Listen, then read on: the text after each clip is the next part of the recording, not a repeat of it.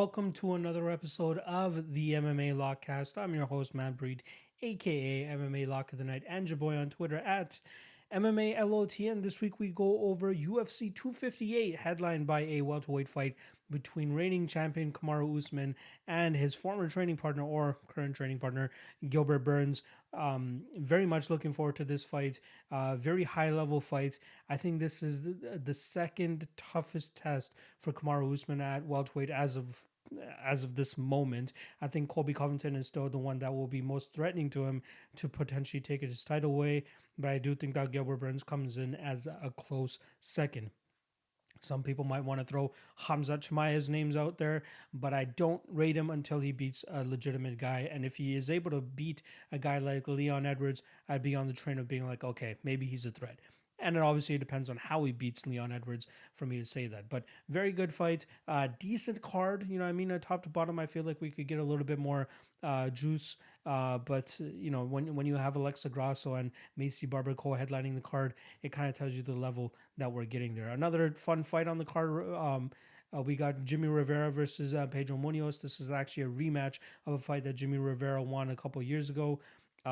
Very fun fight. I'd say that's the one that I'm most excited about, but for sure the Usman and Burns fight is most intriguing in terms of seeing if Usman can continue his welterweight dominance.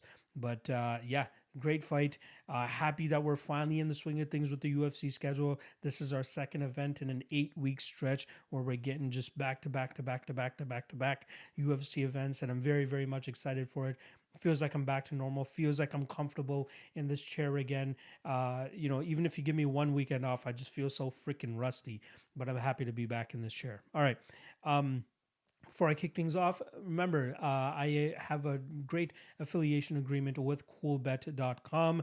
If you guys use the promo code MMALOTN2, that's the number 2, you guys get 100% matched up to $200 on your initial deposit. So make sure you guys check that out. There is a 6 times rollover on that as well. That's pretty much with any site if you take any bonus. So make sure you guys check that out. The link is in the description below. But again, coolbet.com if you're in Canada. And I believe there's a couple of European countries that are on board with that as well too. If you're in the States, unfortunately, you're out of luck there. But Coolbet, amazing site, amazing interface, won a bunch of awards for being a great mobile product, and I stand by them. They have great odds, they have great pricing, and you're able to parlay props, which not a lot of sites allow for. So you can definitely get your degenerate action on with that. All right, let's get into the UFC Vegas 18 betting recap. Another losing event. Well, actually, we're 1-3 on events so far out of the 4 events that we've had this year. Very small win at UFC 257. Last weekend, unfortunately, we fall short, and I've finally fucking not figured it out. I kind of understand why I've been on a little bit of a shit streak, and I'll talk about it once I get through this betting recap. But I feel rejuvenated. Obviously, it sucked that night, losing that lock of the night bet, and I'll start off with that one, which was originally supposed to be a 5-unit parlay between Cody Stamann and Mike Rodriguez. Andre Ewell pulls out. Cody Stamann obviously falls off that parlay, so we end up with 5 units straight on Mike Rodriguez, a minus 220, and I just had some butterflies in my stomach once that happened. Like once you take the Cody Stamann leg out of it, I'm just like, ooh, looks a little tough. But I was still very confident. You know what I mean? I highly underrated the skills of Danilo Marquez, and I still do believe he's probably one of the worst fighters on the roster. But yeah, it was a tough one for sure. We saw pretty much right off the bat, Danilo was able to get the fight to the ground. But even when this fight was in the striking range and in the stand-up realm, we just did not see Mike Rodriguez get his strike swing. And I feel like that you have to attribute that to Danilo Marquez being able to nullify that by with the takedown threat, with the grappling threat. So maybe that's why Mike Rodriguez wasn't really letting his hands go, and that that definitely really sucked. So we lose on that. Also had 2 units on Carlos Dhiego Ferreira at minus 120. Very impressed with Beneil Dariush's ability to continue his control even when it looks like he's tired as hell. Dhiego Ferreira did a lot better of a job in terms of nullifying the type of game plan that Beneil Dariush was bringing in comparison to their first meeting. However, Beneil was still able to be just a step ahead here. I mean, in terms of grappling, it seemed like Ferreira was getting the better of the striking, but whenever that happened, we saw Dariush very successful in tying him up, dragging him to the ground, and landing some good shots from on top. So -2 units there. I had a 0.25 unit stab on Justin James in round 1 at +600. Again, I picked Devontae Smith to win that fight. However, those odds were a little bit too crazy for me to pass up. And whatever. I don't mind losing 0.25 units there for that bet. And then the only bet that wins for the night that I wish I went even harder on because I was so freaking confident in it. I had 1.5 units at +140 on Lara Procopio. She goes out there and does exactly what I thought she would against Molly McCann. I did say that I thought Procopio would be able to submit her. However, McCann does show some good submission defense in that fight, and Procopio just does a good job of controlling her for 15 minutes, and she pulls out the victory there. So that was +2.1 units. At the end of the day, we're -5.15 units with one more play still to go. We had Timur Valiyev in a parlay with Kamaru Usman coming up this weekend, so we have a pending play on this still. And I believe that parlay closes at -130 if Kamaru Usman's actually able to cash it for us. Now, talking about like the fallout from him and doing the quick analyzing of my past results as to why I've been hitting a bit of a shit streak, and it seems glaringly obvious. I mean, I'm investing too heavily in some of these bum fights per se, and I don't mean any disrespect to some of these fighters, but like there's a clear difference between when I'm hitting my plays and when I'm losing my plays. Like I'm losing with Mike Rodriguez, I'm losing with Cleo Roundtree versus Marcin Prachnio.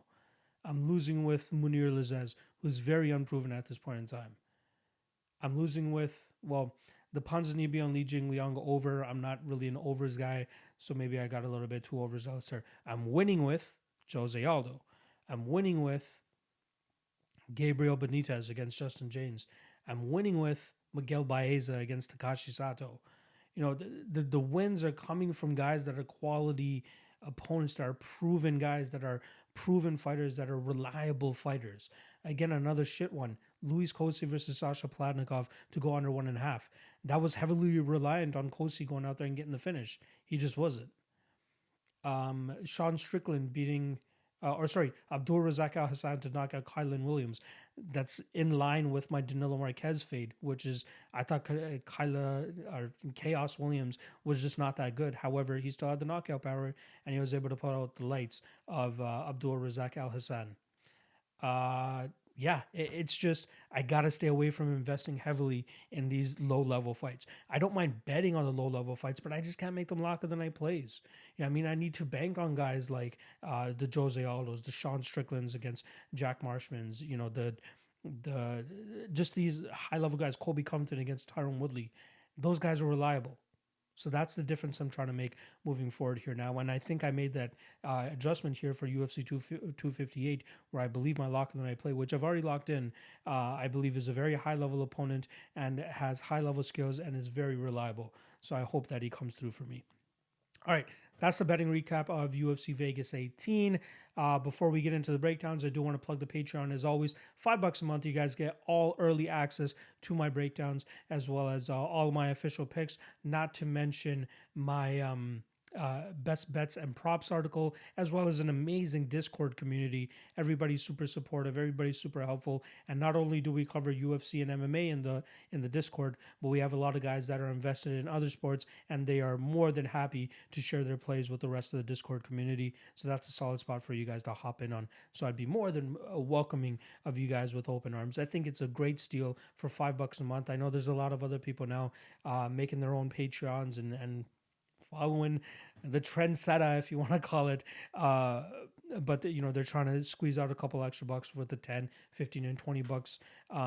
But I'll never stop it. I'll always be $5 a month, and then I'll obviously have that super supporter tier, which is $10 a month. But that's totally on the patron themselves, whether they want to go $10 a month or $5 a month. You get the exact same content. It's just whether you want to be a little bit more generous or not. So appreciate all the 220-ish current patrons. Hope to get that number up. Hope to get this shit streak gone, because I know that's been really impacting my numbers on the Patreon.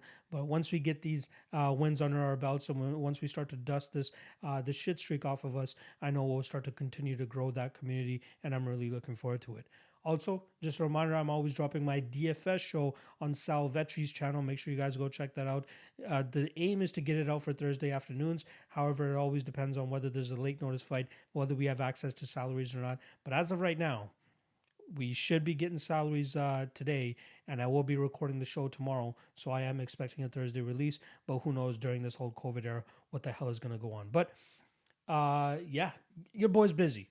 Your boy's got a lot on his plate. You know what I mean? But I'm making it work, and I appreciate all the support. If you guys haven't already, make sure you guys hit that like and subscribe below. Helps your boy out a ton. And then if you want to go that extra mile, hit up the Patreon. The link is in the description below as well, too.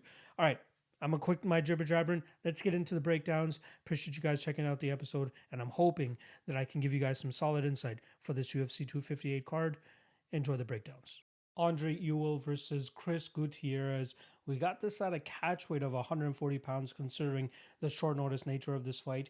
But in terms of odds, we got minus 170 for Chris and plus 145 for Andre Ewell. Let's start off with Ewell, who was scheduled to fight Cody Stamann last weekend. Unfortunately for him, he tested positive for the COVID-19 and just wasn't able to meet the criteria in terms of completing his 10-day quarantine before jumping into his fight with Cody. And it's very unfortunate for Cody Stamann as well too, who did get a short notice replacement. However, that short notice replacement fell out the day of the fight, and now we get Andre Ewell being the first one who actually ends up getting his fight. So we know what we're getting with Andre Ewell. Fast hands, solid striking, very lanky for the division as well too at 5'8" with a 75-inch reach. Uses his range quite well, uses his speed very well too, and I think his best attributes are his hand speed and his striking. More often than not, just with his hands. He has decent kicks in there as well too, and he does a decent job of maintaining distance every now and then. But we have seen guys like Kamaru and Rivera go in there and actually land some good shots on him. Obviously, he goes on to beat Irwin, but you do see later in the fight that distance management starts to dwindle, and we see the distance start to get cut. Jonathan Martinez, that was a very close fight, and then Marlon Vera, we saw go in there and just absolutely put it on Andre Ewell, eventually finishing him later in that fight. Now, with Chris Gutierrez, the thing that's been big about him as of late is his calf kicks, and it really came to fruition in his fight against Vince Morales, where he's able to take him out relatively quickly with a bunch of calf kicks, and did a very, very good job of implementing that, hiding them behind strikes, feinting them, really getting his opponents to bite on them, and then following up with another calf kick. So I'm a big fan of guys that are able to use calf kicks. Another guy on this card that utilizes them quite well is Dhiego Lima, which is why I kind of not favor Dhiego in that fight, but I think that he's liver than the odds actually suggest. Chris Gutierrez is pretty much building his game off of that, and the guys at Factory X Muay Thai, specifically Mark Montoya, has drawn up great game plans in terms of being able to utilize that very effectively in his UFC fights. Now, last time around, we saw him go to a draw against Cody Durden in a fight where that entire first round he just gave away, with Cody Durden taking him down almost immediately and then just riding out that back control for the entirety of it. Did a good job in terms of fending off any of the rear naked choke threats that were coming his way, but we still saw Durden, maintain that control for, the majority of that first round, which is why a lot of people gave him a 10-8 in that round. The next two rounds, we see Chris go to work with the calf kicks, really start to damage the durability and the movement of Cody Durden, which is why we have ended up getting a draw in that fight. It's simple scoring, 10-8 in that first round for Cody Durden, and then the next two rounds for Chris Gutierrez.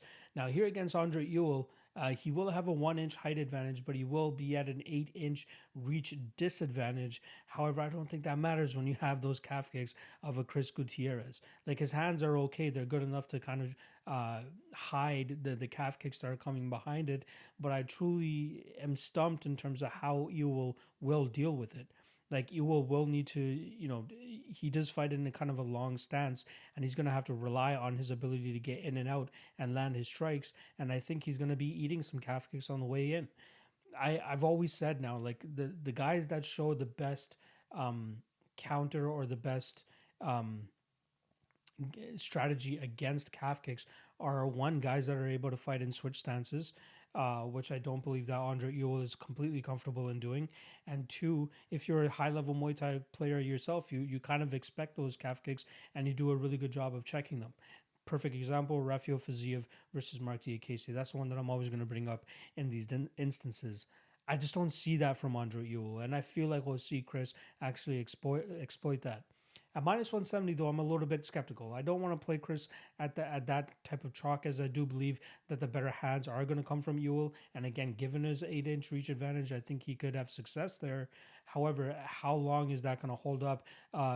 You know, in comparison to how many calf kicks he's going to have to eat and how quickly that's going to catch up to him and really start to affect his mobility and his ability to get in and out and land those strikes.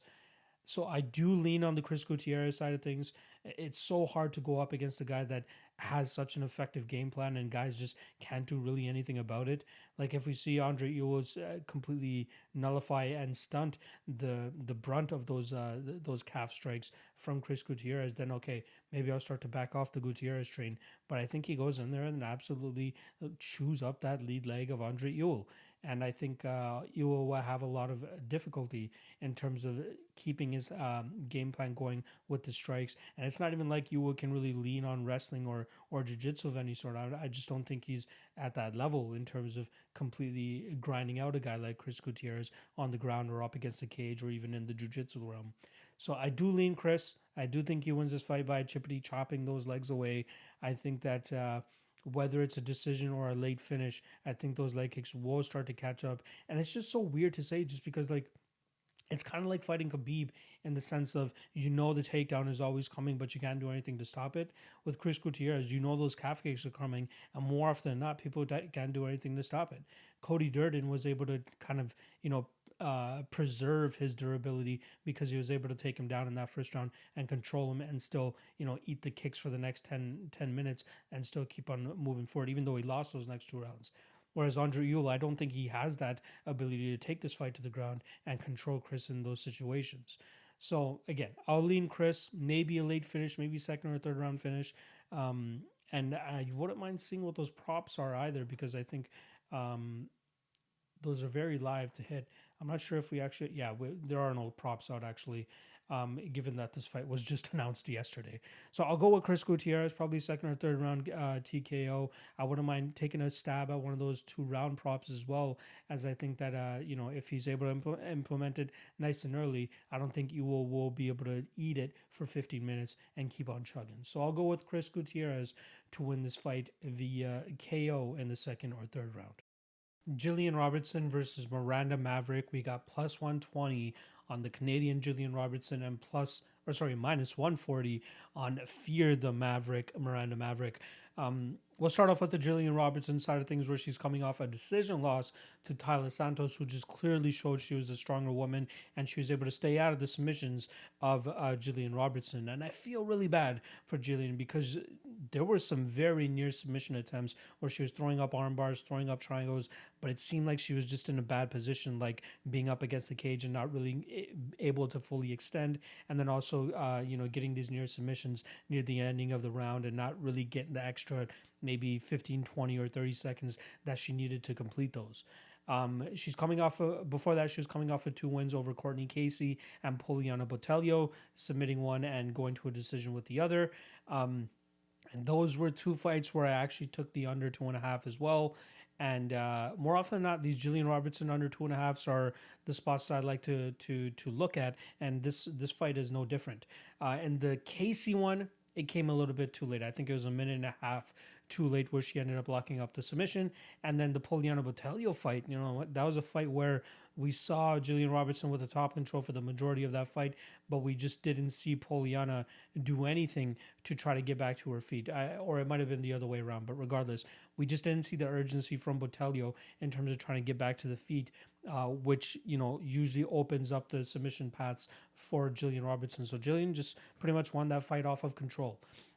We saw her get pretty much laced up by Maycee Barber. She wasn't successful in getting that fight to the ground long enough to pull off a submission. And we know the striking game of Robertson is very, very much lacking. And then obviously the fight before that, she mounted Sarah Froto and got a beautiful KO via ground and pound there.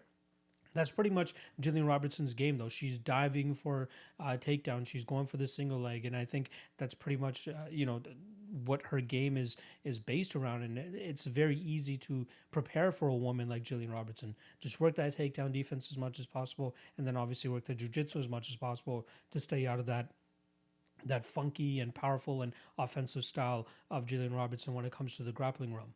She really needs to work on her hands, though, as I feel that if she works on her hands more, she can kind of start to trick her opponents into thinking, okay, maybe she's going to want to be a striker for this round or something like that. And that's where she's able to open up the takedown opportunities for herself. But she's just fighting so often that it doesn't seem like she's truly evolving the rest of her game. Like, it's just always, I'm going to go in there with the same game plan, which is try to take you down or pull guard or whatever it is, get this into the grappling realm and try to pull off a submission. I wonder how long that's going to work for her, though. You know what I mean? Like, she's 3-2 in her last 5 fights. Okay, that's cool. But if she's just not able to evolve, like, how is she going to continue to beat other women in this division? Like, this is a 125-pound division. You're going up against Valentina Shevchenko if you find yourself at the top of this division. You really think Shevchenko is going to succumb to a style like that? Probably not. It does lead to very entertaining fights, as Robertson normally, goes out there and gets the win, or goes out there and goes out on her shield. And, in that fight against Tyler Santos, she was just absolutely outmuscled and just couldn't pull off any type of submission in that fight. Her striking is pretty much just laid down to, I'm going to flash a couple strikes out there, try to feint a couple times, change levels on you a couple times. But at the end of the day, the thing that I'm going to put 100% into is that takedown, and then eventually the offensive jiu-jitsu, which is her game. Now, on the other side, you got Miranda Maverick, who's 23 years old. I believe she's studying for her PhD or her master's or something like that. So she's a part-time student, part-time fighter. But when you see her every single time out, she's making improvements. And I think that's very key here, as she's still very young. And even though some people might bank on the fact that, okay, she's a student, so she might not be as focused on the fighting game, but the fighting game allows her to pay for her studies, which is why she's so focused on the fighting aspect of it as well too. So it's pretty much based on what you perceive their perspective to be. And you can listen to fighter interviews and say, okay, this is what she thinks, but like, you always have to take these fighter interviews with a grain of salt for sure. So Miranda Maverick, she's coming on a 4-fight winning streak right now. That's not including her Phoenix Series fights that she had with Invicta. Obviously, those are just exhibition fights. They do these one-night tournaments where these fights don't officially count until you fight your final fight. So I'm not even taking those fights into consideration. But her last fight, she did win via doctor stoppage against Liana Jojo, where she landed a beautiful step-in elbow, upward elbow, I believe it was, landed right on the nose of Liana and just busted her upper immediately. Just that cut just would not stop bleeding. Now, could that fight have gone on longer? Yeah. Even Liana Jojo herself wanted to be like, hey, I can still fight. It's just a cut. We've seen much worse cuts and much worse spots, and the referee still allows them to fight. Unfortunately, I'm not sure if it had anything to do with the fact that, as a woman, and I, hate to be sexist or anything like that, but I feel as though they do cater a little bit more towards the women in terms of the amount of damage that they're taking. Regardless, beautiful performance from Miranda Maverick on the feet. She showed great and improved Muay Thai. Her striking just looked on point. Her step and elbows were beautiful. And then in the fight before that, it was her Invicta fight against Pearl Gonzalez, where she came in as a very slight underdog, but still went out there and did some good work. She was able to keep up with the transitions from Pro Gonzalez, do some good work from on top, land some good damage from on top, have some solid success with the striking as well too. But I think this is a girl that we're going to see an evolution from every single time out. Now, I'm not the most, keen on going out there and betting her at that minus 140 range, but I do think this is a fight where she could outpower Gillian Robertson. I think Robertson will obviously have the jiu-jitsu advantage here, that's without a doubt, and I do think that she would be successful in getting Miranda Maverick down, but then it comes into the parts where, like, how much does the strength play into it, and how much does the improvements of Miranda Maverick change the trajectory of this fight? Now, the parts that I see where we'll see Maverick have success is obviously the striking. So if she's able to keep it there, that's where she'll have the most amount of success. But I do think she is live for a finish. I think both women are live for a finish here. That's why I'm probably going to go back to the well of betting a Gillian Robertson under here.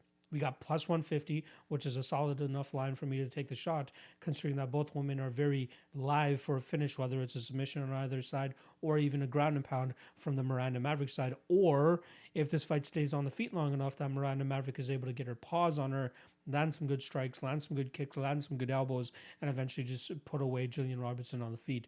So I'll side with Miranda Maverick, and I'll side with the under 2.5, which I think is very, very live. But I think that Maverick's strength is going to be a little bit too much for Robertson, and she might be able to catch her in these bad positions and just start unloading on her with some ground and pound.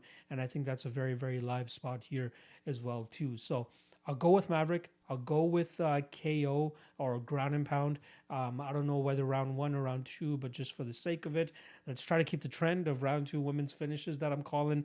So I would say round 2, Miranda Maverick wins this fight either by ground and pound or just striking on the feet. So once again, I'll go with Miranda Maverick via KO, ground and pound, whatever you want to call it. Gabe Gifted Green versus Phil Rowe. We got minus 135 on Gabe Green and plus 115 on the Fresh Prince, Phil Rowe. So let's start off with Phil Rowe, who's coming off a very lengthy layoff himself as well. The last time we saw him was in the Contender Series, where he dispatched of Leon Shabazian as a plus 180 underdog. Before that, he's been on a little bit of a run now.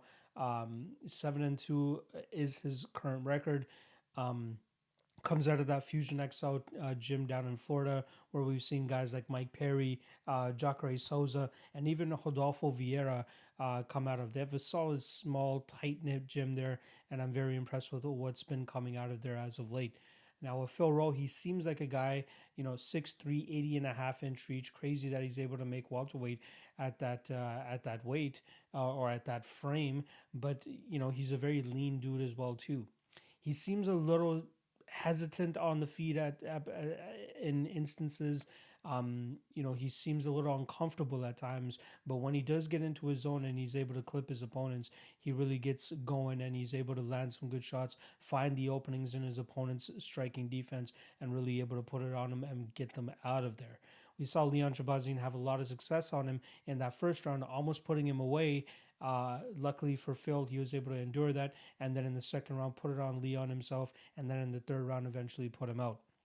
In the the McKeon fight, that was another guy that he was going up against that was very skinny and very tall, 6'4", an inch taller than him, but that guy looked even more uncomfortable on the feet. And we saw Phil Rowe, land some good shots on him, and then eventually sink in a guillotine choke. I'm trying to find what Phil Rowe is actually really good at. You know what I mean? Like, he's tall for the division. He's lanky. He's more than likely going to have a reach advantage on all of his opponents. But I feel like he's still a little bit green, and that's kind of tough to say for a guy who's 30 years old coming into his 10th MMA fight, especially with that 10th MMA fight being in the UFC. Luckily for him, he's going up against a guy in Gabe Green, who's only 27, who's coming into his 13th fight, and he has such a reach and size advantage over that he could potentially make, find some success in this fight. However, I feel like Gabe Green is just a little bit more well-rounded at this point in time.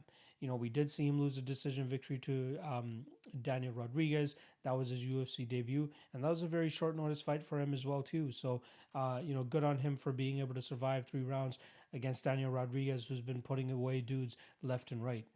Before that, he was on a bit of a win streak, all finishes as well too. I believe he was a CXF champion over there in California, and they do share a common opponent in Leon Shabazian, and both of them were able to dispatch of him via finish. Gabe Green, very unorthodox on the ground with his jiu-jitsu, very impressive too. Like when he has guys, whether they're in full guard or full mount, he's able to like swing his legs forward in front of them and kind of sweep them and go for leg locks. And he just is very, very like he has a lot of dexterity in his hips and his legs. Is very, very impressive. We didn't see him to get to pull off much of his jiu-jitsu in the Daniel Rodriguez fight, as that was primarily a stand-up affair. But I do think that we saw some good things in Gabe with his striking as well. For some reason, he looks a little bit more comfortable on the feet than Phil Rowe, but he's going to have a 5-inch height advantage to overcome here, as well as a 6.5-inch reach disadvantage. So it's interesting how this fight's going to play out.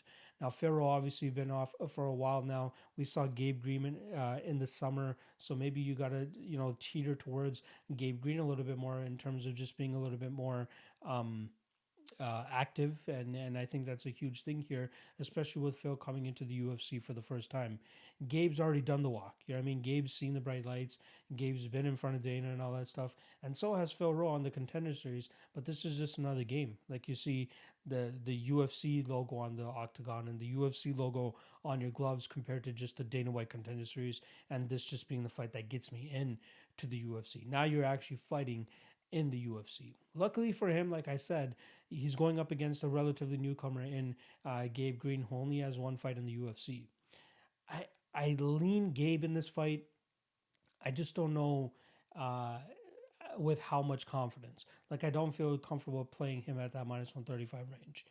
The line that I do find intriguing, though, as I do think both guys can finish and have been finished in the past, is the under 2.5.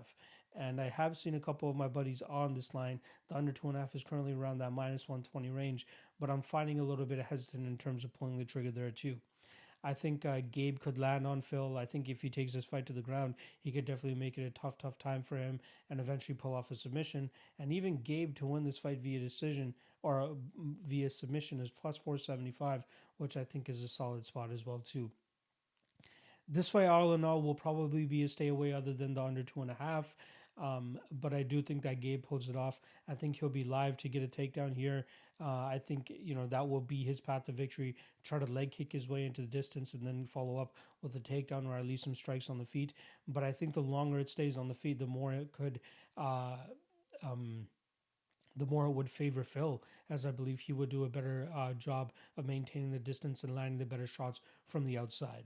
However, I'm still leaning with Gabe. I think he gets the fight to the ground. I think he gets his jiu-jitsu going, and I think we see him pull off a submission victory. So I'm going to have to go with Gabe Green. I think he pulls off a first-round submission victory here over Phil Rowe. There's not much confidence from my side on this fight at all, but I do think that this is a fight where the slight favorite is deserving of being the favorite, and I think he's just a little bit more well-rounded at this time.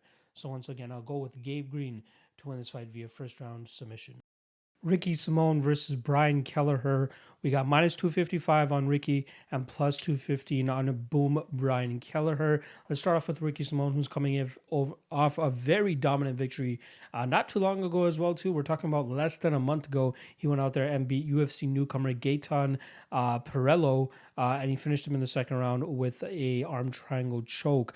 Now, that was a fight that was very confident in Ricky Simon, and even though he was a very heavy favorite, I thought the end the distance line on him was, it should have been my lock of the night. And that's probably going to be one of my biggest regrets all year, because I truly thought the skill discrepancy there was miles and miles apart. Like, the only way that we would see Perello pull off a victory here is if he went out there and knocked out Ricky Simon, something that Uriah Faber was able to do not too long ago. And I think it made some people a little bit trigger happy in taking the shot on Perello to win inside the distance. But I thought they were completely out of their minds to take the shot here against Ricky Simon, who's the much better fighter. You know what I mean? Like, Perello is a one and doneer on the feet. If he's not able to get that game going, he's more than likely going to lose this fight. And I got a little bit overzealous in terms of thinking that Ricky Simon was going to be able to get him out of there in that first round. It took him an extra 4 minutes, but he was still able to get him out of there. Now, this was a one-sided beatdown. I mean, we're talking about 7 minutes of accrued control time for Ricky Simon in a 9-minute fight. And he still outstruck him by a couple strikes there as well too, right? So very, very good performance for Ricky Simon to, keep the train going. He's coming off a win over Ray Borg before that as well too, but he did have 2 straight losses before that. Obviously, the knockout to Uriah Faber. Then he gets outpointed by Rob Font, and then he goes on this 2-fight winning streak now, and going up against Brian Kelleher now, who he's been scheduled to fight a couple of times. Thankfully, they're able to get back in the cage, and I still like Ricky Simone here. Now, the issue with Brian Kelleher always is he does have power in his hands, and we've seen Ricky Simone knocked out a couple fights ago. But in all other indications, I feel as though this fight could play out similarly to Brian Kelleher versus Cody Stamann. Like, if you want to put a template of a fighter for Ricky Simone, Cody Stamann is pretty much that guy. If anything, I give Cody Stamann a slight advantage on the feet. I think he's the much more well-rounded guy. But Ricky Simone does show good things on the feet. His head movement is much improved. He moves a lot better. He throws a lot of power in his punches. But the issue here is, I think, just like Cody Stamann did, Ricky Simone is going to struggle to get this fight to the ground, and that leaves Brian Kelleher a little bit more live than he should be. Now, if he was able to go out there and complete takedowns on a consistent basis, then I'd be a lot more confident in picking Ricky Simone here. But I believe this fight's going to take place on the feet for the most part, and that leaves Ricky Simone a little bit more too vulnerable to getting knocked out. I do think that we see Ricky Simone survive it. I do think we see him mix it up enough to keep Brian Kelleher at bay. But you're talking about Kelleher, who has a 72% takedown defense. Cody Stamann went 2 for 4 on takedowns against him. Most of those coming later in the fight as well too. So Ricky Simone is really going to have to survive that first round. I think if he's able to get past that first round, his chances of winning are even higher. But even at minus 255, I'm a little bit skeptical there. Like you're talking about a 72% implied odds on Ricky Simone winning this fight. But again, I would increase those implied odds if he was successfully able to get the fight down and do some good work from on top. But I'm a little bit skeptical in terms of him actually being able to do that. But I do think he will be the one with the higher output. I think he'll be able to get in and out, mix up the game well enough, throw in feints of takedowns or even land a couple takedowns to keep Brian Kelleher kind of thinking and second guessing himself. Which is where Ricky Simone should be able to get his hands going a little bit more. I'm expecting Ricky to possibly push him up against the cage a little bit more. Maybe not be successful in getting the fight to the ground, but at least accruing that control time, being the stronger guy. I do believe he'll be the stronger guy in here. And I do think that Brian Kelleher, struggles against these types of guys. In terms of the template of a guy similar to Ricky Simone that Brian Kelleher has beaten, Hunter Azure, that happened during the COVID era as well too, where Kelleher was able to put him out in that second round after Hunter Azure had a decent first round. But we did see him start to gas a little bit. We did see him, I'm talking about Hunter Azure, we did see his gas tank start to get compromised. But I don't think that's going to be an issue here for Ricky Simone, who, in my opinion, is a ball of energy, has solid cardio of his own. So I do think he'll be able to keep up a pace for 15 minutes. It's all about staying away from that boom bomb. You know what I mean? But it's not often that it works out where you bank on a guy to land a knockout blow. So it's considered a narrow path to victory in my eyes. But Brian Kelleher is one of the better guys that stays on it. He doesn't get discouraged by dropping the first round or the second round or anything like that. He's going to continue to bring it. His takedown defense more than likely holds up throughout his career. And not to mention the threat of his guillotine as well, that normally scares guys off of trying to go for takedowns against him as well too. But Ricky Simone, a savvy vet at this point in time. I think he's been around the game long enough to be able to handle a guy like Brian Kelleher. This is going to be his 21st fight. I'm a fan of Ricky Simone. I wouldn't mind parlaying him in this spot, to be honest, in terms of playing him straight. I wouldn't also be surprised that during fight week we see that Brian Kelleher money come in and we get a better price tag on Ricky Simone. So, I am recording this on Saturday before the fight, so a full week before the fight, and he's currently at minus 255, but I wouldn't be surprised if he's down in the lower minus 200s or even higher, like minus 190-ish range come fight week or even come fight time. So possibly way down on Simone, and especially the last time they were supposed to fight too, I did think the line was much closer. He goes out there and he blows out a scrub out of the water. I don't think that that should indicate that he should be a bigger favorite against Brian Kelleher here, because he was supposed to go out there and do that to Perillo. Brian Kelleher brings a much different game and a much grittier game than Perillo was going to bring to it, not to mention a much better takedown defense game as well too, right? So I'll go with Ricky Simone. I'll go with him to win this fight via decision. I don't like the odds at minus 250. I'm hoping that we get slightly better odds there, but I do think all around he should be able to put out a complete MMA game and shut down the game of Brian Kelleher, stay away from that boom bomb of his, and come away with the decision victory. So once again, I'll go with Ricky Simone to win this fight via decision. Polyana Viana versus Mallory Martin. We got minus 155 on Mallory and plus 135 on the Brazilian Polyana Viana. Let's start off with Polyana, who's coming off a submission victory over Emily Whitmire. That only lasted roughly about a minute or so. We saw her get the fight to the ground pretty easily and then was able to pull off a submission victory. Beautiful armbar, I believe it was, by her as well, too. That actually snapped a 3-fight losing streak of hers, which pretty much was sandwiched between her UFC debut, where she pulled off a submission victory over Maya Stevenson, where she came in as a minus 440 favorite. So that was pretty much a foregone conclusion at that point in time. Then she goes out there and fights a girl in JJ Aldrich. That's a fight that I still like to claim as one of my best dog spots, where I hit JJ Aldrich around that plus 140 mark.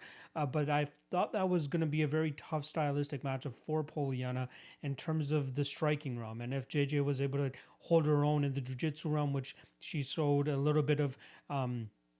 she showed solid work in the past there, not to mention that she's a, very close training partner of Rose Namajunas, and coming out of that Denver team, I thought she had a lot to bring to the table. Obviously, she was the much crisper striker as well, which really gave Polyana Viana issues, as Poly, she seems a little bit more chaotic in her striking sequences. Like, she throws decent kicks, she shows decent hands, but man, her chin is just pointing up to the heavens every time she throws a combination. And I thought JJ Aldrich did a really good job in terms of exposing that. We saw her pull away with the decision victory there, and then in her next fight, she had a lot of trouble with Hannah Cifers, but that was a close fight. That was a very, very close fight. If you actually look up MMA decisions, it's pretty much split down the middle. First round probably goes to Hannah Cifers, I believe it was. The second round, could have gone to Polyana Viana.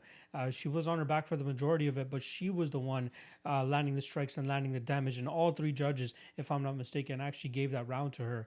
And then in the third round, one judge actually gave it to Polyana. The other two gave it to Hannah Cifers, but that was... a round that was primarily taking place on the feet for the most part of it. And we saw Polyana pretty much just throw caution to the wind, and they were exchanging in a lot of these situations. Very, very close round. Could have gone either way, but it really showed that Polyana was just not successful in getting the fight to the ground often enough to really get her jiu-jitsu game going. Even when Cifers was in her full guard for the majority of that second round, Cifers was just playing it safe as much as possible, pretty much just turtling up into a little ball to, refrain from any of her limbs getting snatched up or any choking applied by Polyana. So good on Cifers to, stay safe in that round, but she definitely lost that round too. And then in the next fight, we see Veronica Macedo submit Polyana Viana. That was a very surprising one, as Macedo was the favorite going into that fight, but nobody expected it or the victory to come via submission the way that it did. Very slick and a lot of dexterity in the hips and the legs of Veronica Macedo, which allowed her to pull off that nasty armbar submission. Beautiful victory for her there. And then we saw Polyana Viana get right back on track with that victory over Emily Whitmire. She showed a lot of emotion after that fight too, and deservedly so, considering that she was probably fighting for her job at that point in time. Now, the notes are out on Viana. She is a jiu-jitsu artist. She has, I think they keep saying 20 or 21 state championships. She's won a bunch of titles in the jiu-jitsu realm, and she is quite active and reckless in her approach in her fights. So I'm not surprised that 3 out of her last 5 fights have finished inside the distance. I do think that Martin will have the striking advantage here, and we'll hop onto her side. She's 4-1 in her last 5, with her only loss coming to Verna Jandiroba. That one's not a bad loss at all. Verna is a top 5 girl in that division. Super high level jiu-jitsu. Did a really good job of getting that fight to the ground.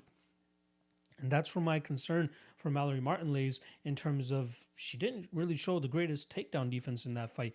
You know, I mean, she pretty much gave it up, and I'm not trying to discredit Verna at all there. You know, she timed her entries quite well, and she was able to get the fight down more often than not. And then we obviously see her pull off the submission victory in that second round. I don't know if Viana will be as successful in terms of getting Mallory Martin to the ground. She has, I believe, a 33% success rate in her takedown accuracy. And, you know, Mallory Martin comes from that AKA gym. I think she's now spending time at Team Elevation. Her boyfriend is a high-level wrestler himself, Mr. Duran Win. So I'm sure she knows a thing or two about wrestling. And most of her fights, her victories come via wrestling. You know what I mean? She goes out there, takes these women down, and you know, shows some good passing. I believe she's a brown belt in jiu-jitsu. She passes very well. She gets dominant positions, and either she sinks in a choke, or she gets a TKO, or she controls her opponents long enough to eventually get a decision victory. But she is quite offensive in those positions. So I think this fight is pretty much predicated on how she approaches this fight, and by she I mean Mallory Martin. You know, I mean, more often than not, you see her going to her wrestling, and that's how she pulls off her victories. And you know, do you really want to go to the wrestling when you're dealing with such a high level jiu-jitsu player like a Polyana Viana? Like, I try to compare these situations to Ben Askren versus Damian Maia, and Bartosz Fabinski versus Andre Muniz, where you have a fighter that has an advantage, which is the wrestling, but it plays right into the advantage of their opponents, which is the jiu-jitsu. Now, I'm not saying that Polyana Viana is Damian Maia with her jiu-jitsu and Mallory Martin is Ben Askren with her wrestling. So it comes down to Mallory in terms of how she wants to dictate this fight. If this fight remains on the feet, I think she has the better hands, and add into this situation that Polyana Viana likes to hold her chin up so high, it could lead to bad things for Viana if this fight remains on the feet. We did see in the Hannah Cifers fight that Mallory Martin has a little bit of work to do with the striking as well.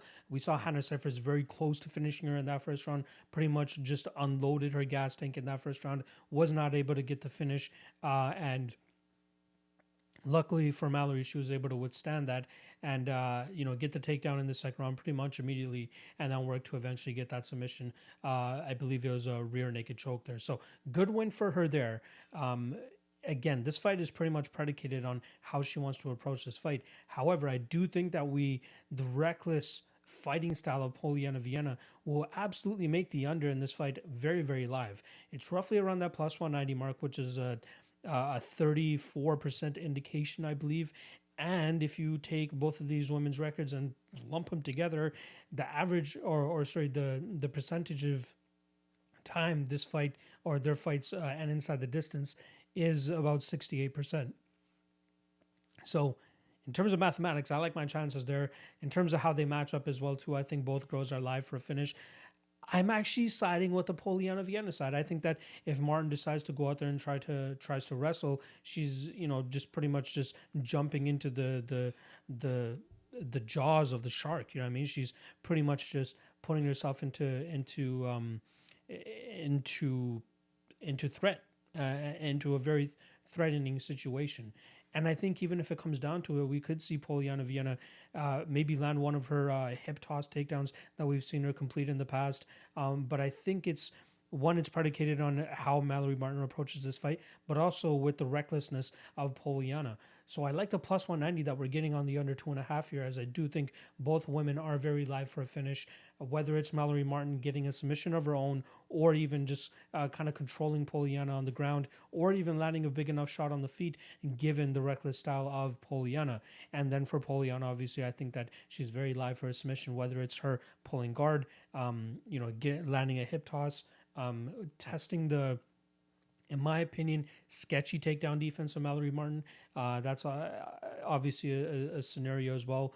Polyana is going to have a 1-inch height advantage as well as a 4-inch reach advantage. So I'm interested to see how this fight plays out. But I think a finish is very live from both sides. So I'm going to actually be going with the dog here. I think Polyana will be the one that actually pulls off a submission here. I think she finds herself in the grappling realm and then goes to work with her black belt. I do think she will get the submission. I'm not sure exactly which one. And now my thinking regarding this fight is, okay, I'm picking Polyana. We're getting about plus 135. But I think the way that she wins is via submission, which means it's going to happen in the distance, and I expect it to happen under 2.5 rounds. And for that price, we're getting a plus 190. So you're opening up the possibility of Mallory Martin possibly getting a finish, as well as covering that Polyana submission, which is what I think she's going to end up getting. So the spot that I'm looking at here is the under or under 2.5, which is around that plus 190 mark. And then I'm actually siding with the dog here as well, and Polyana Viana to pull off this fight and pull off this victory via submission.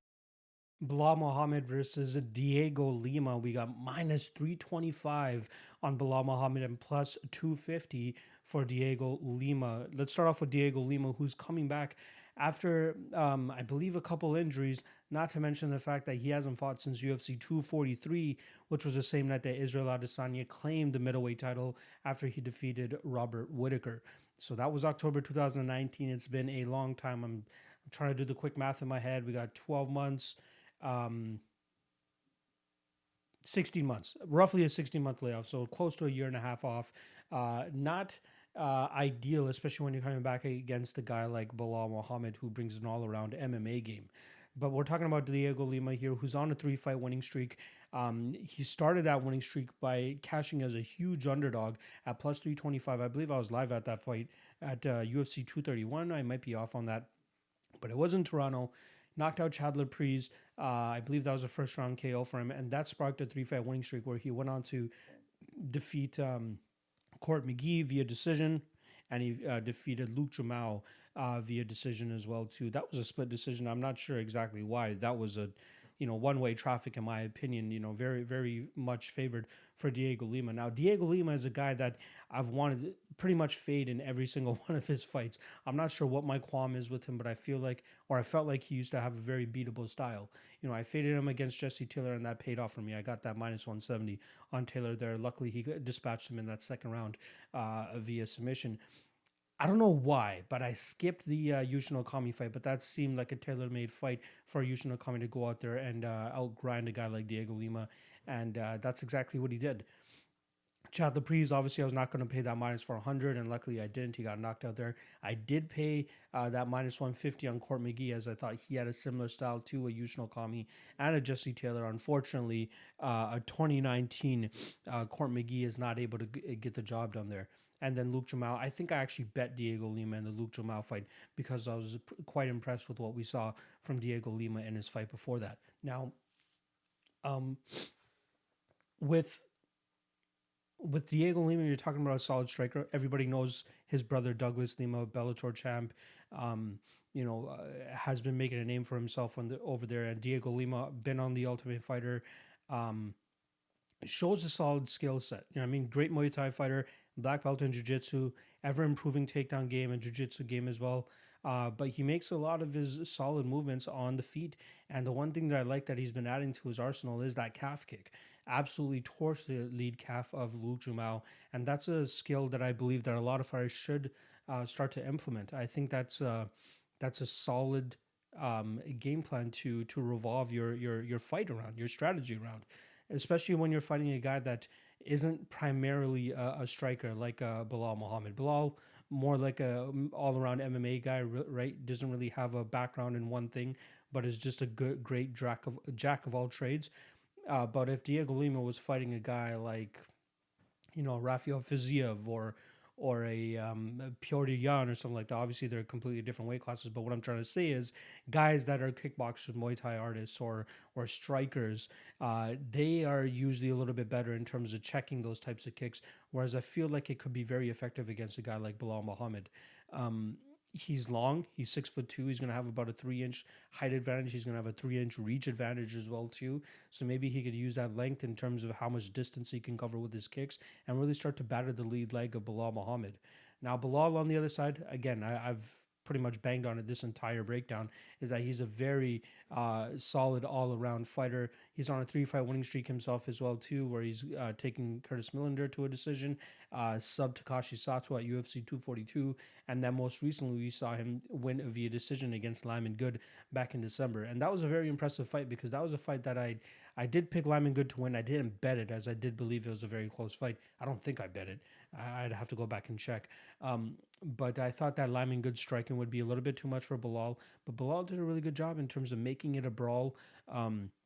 Getting takedowns, maybe not holding Lyman Good down, but at least changing the fight up enough so that it caused Lyman Good issues. I think the only round that Lyman Good won on the judges' scorecard was the third one, and the first two went to Belal. But it was a tough one, man. He got busted up. He ate some damage in that fight. Lyman Good just couldn't track down Belal Muhammad, who was just moving constantly, changing levels, landing good combinations, and getting out of the way.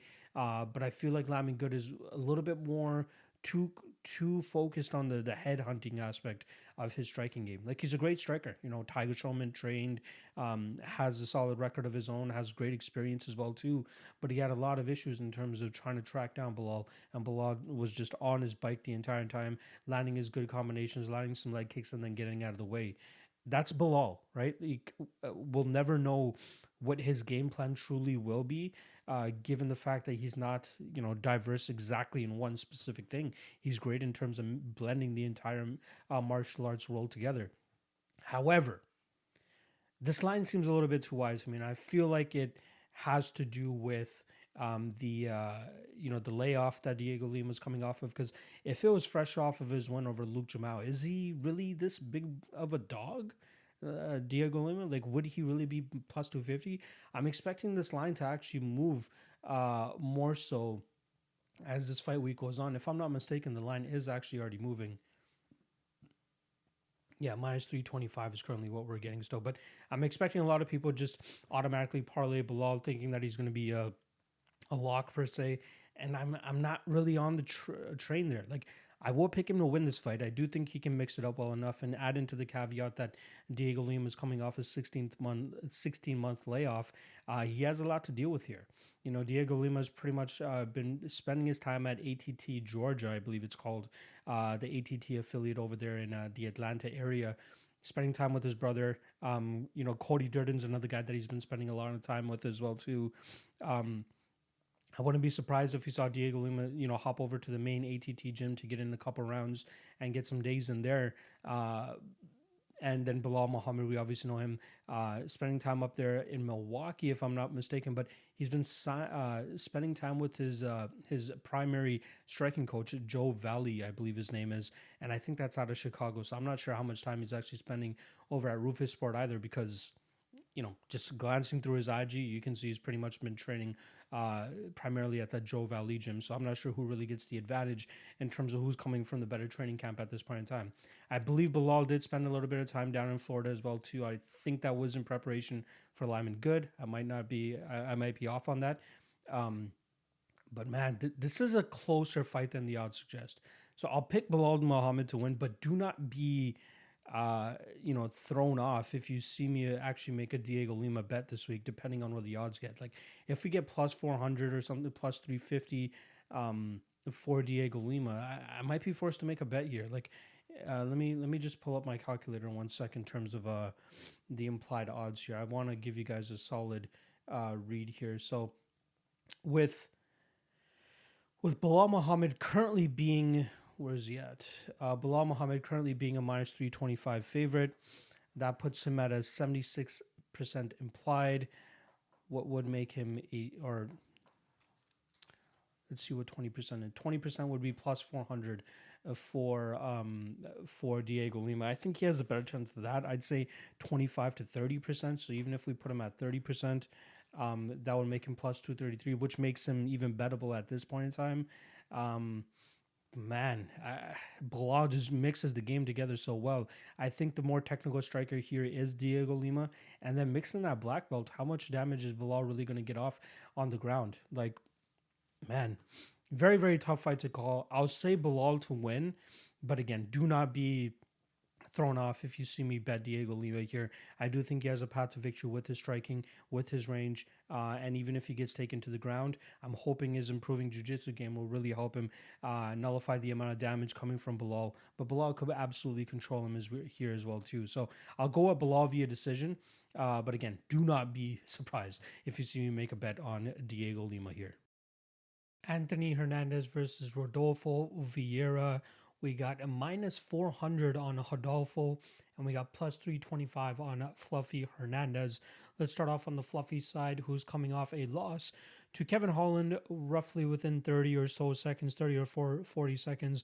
We see them clinch up, and Kevin Holland land a beautiful knee to the solar plexus, which just drops Anthony Hernandez, and he follows up with some ground and pound and gets the finish that way.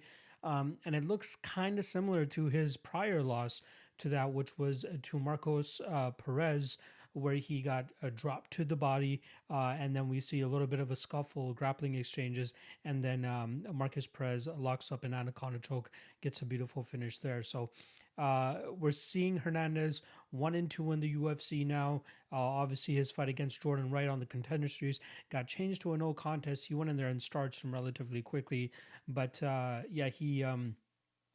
I believe he popped for marijuana, if I'm not mistaken. It might have been something else as well. But either way, he gets a long layoff there, comes back and fights Marcus Perez, loses that fight, comes back and fights Junyoung Park and has a fantastic fight. That was a great fight, back and forth. But we did eventually see Hernandez lock up a finish at the end, in the second round, and then obviously comes back against Kevin Holland and falls short there. So the narrative here on Anthony Hernandez is just that he's not a good fighter, and I absolutely disagree with that.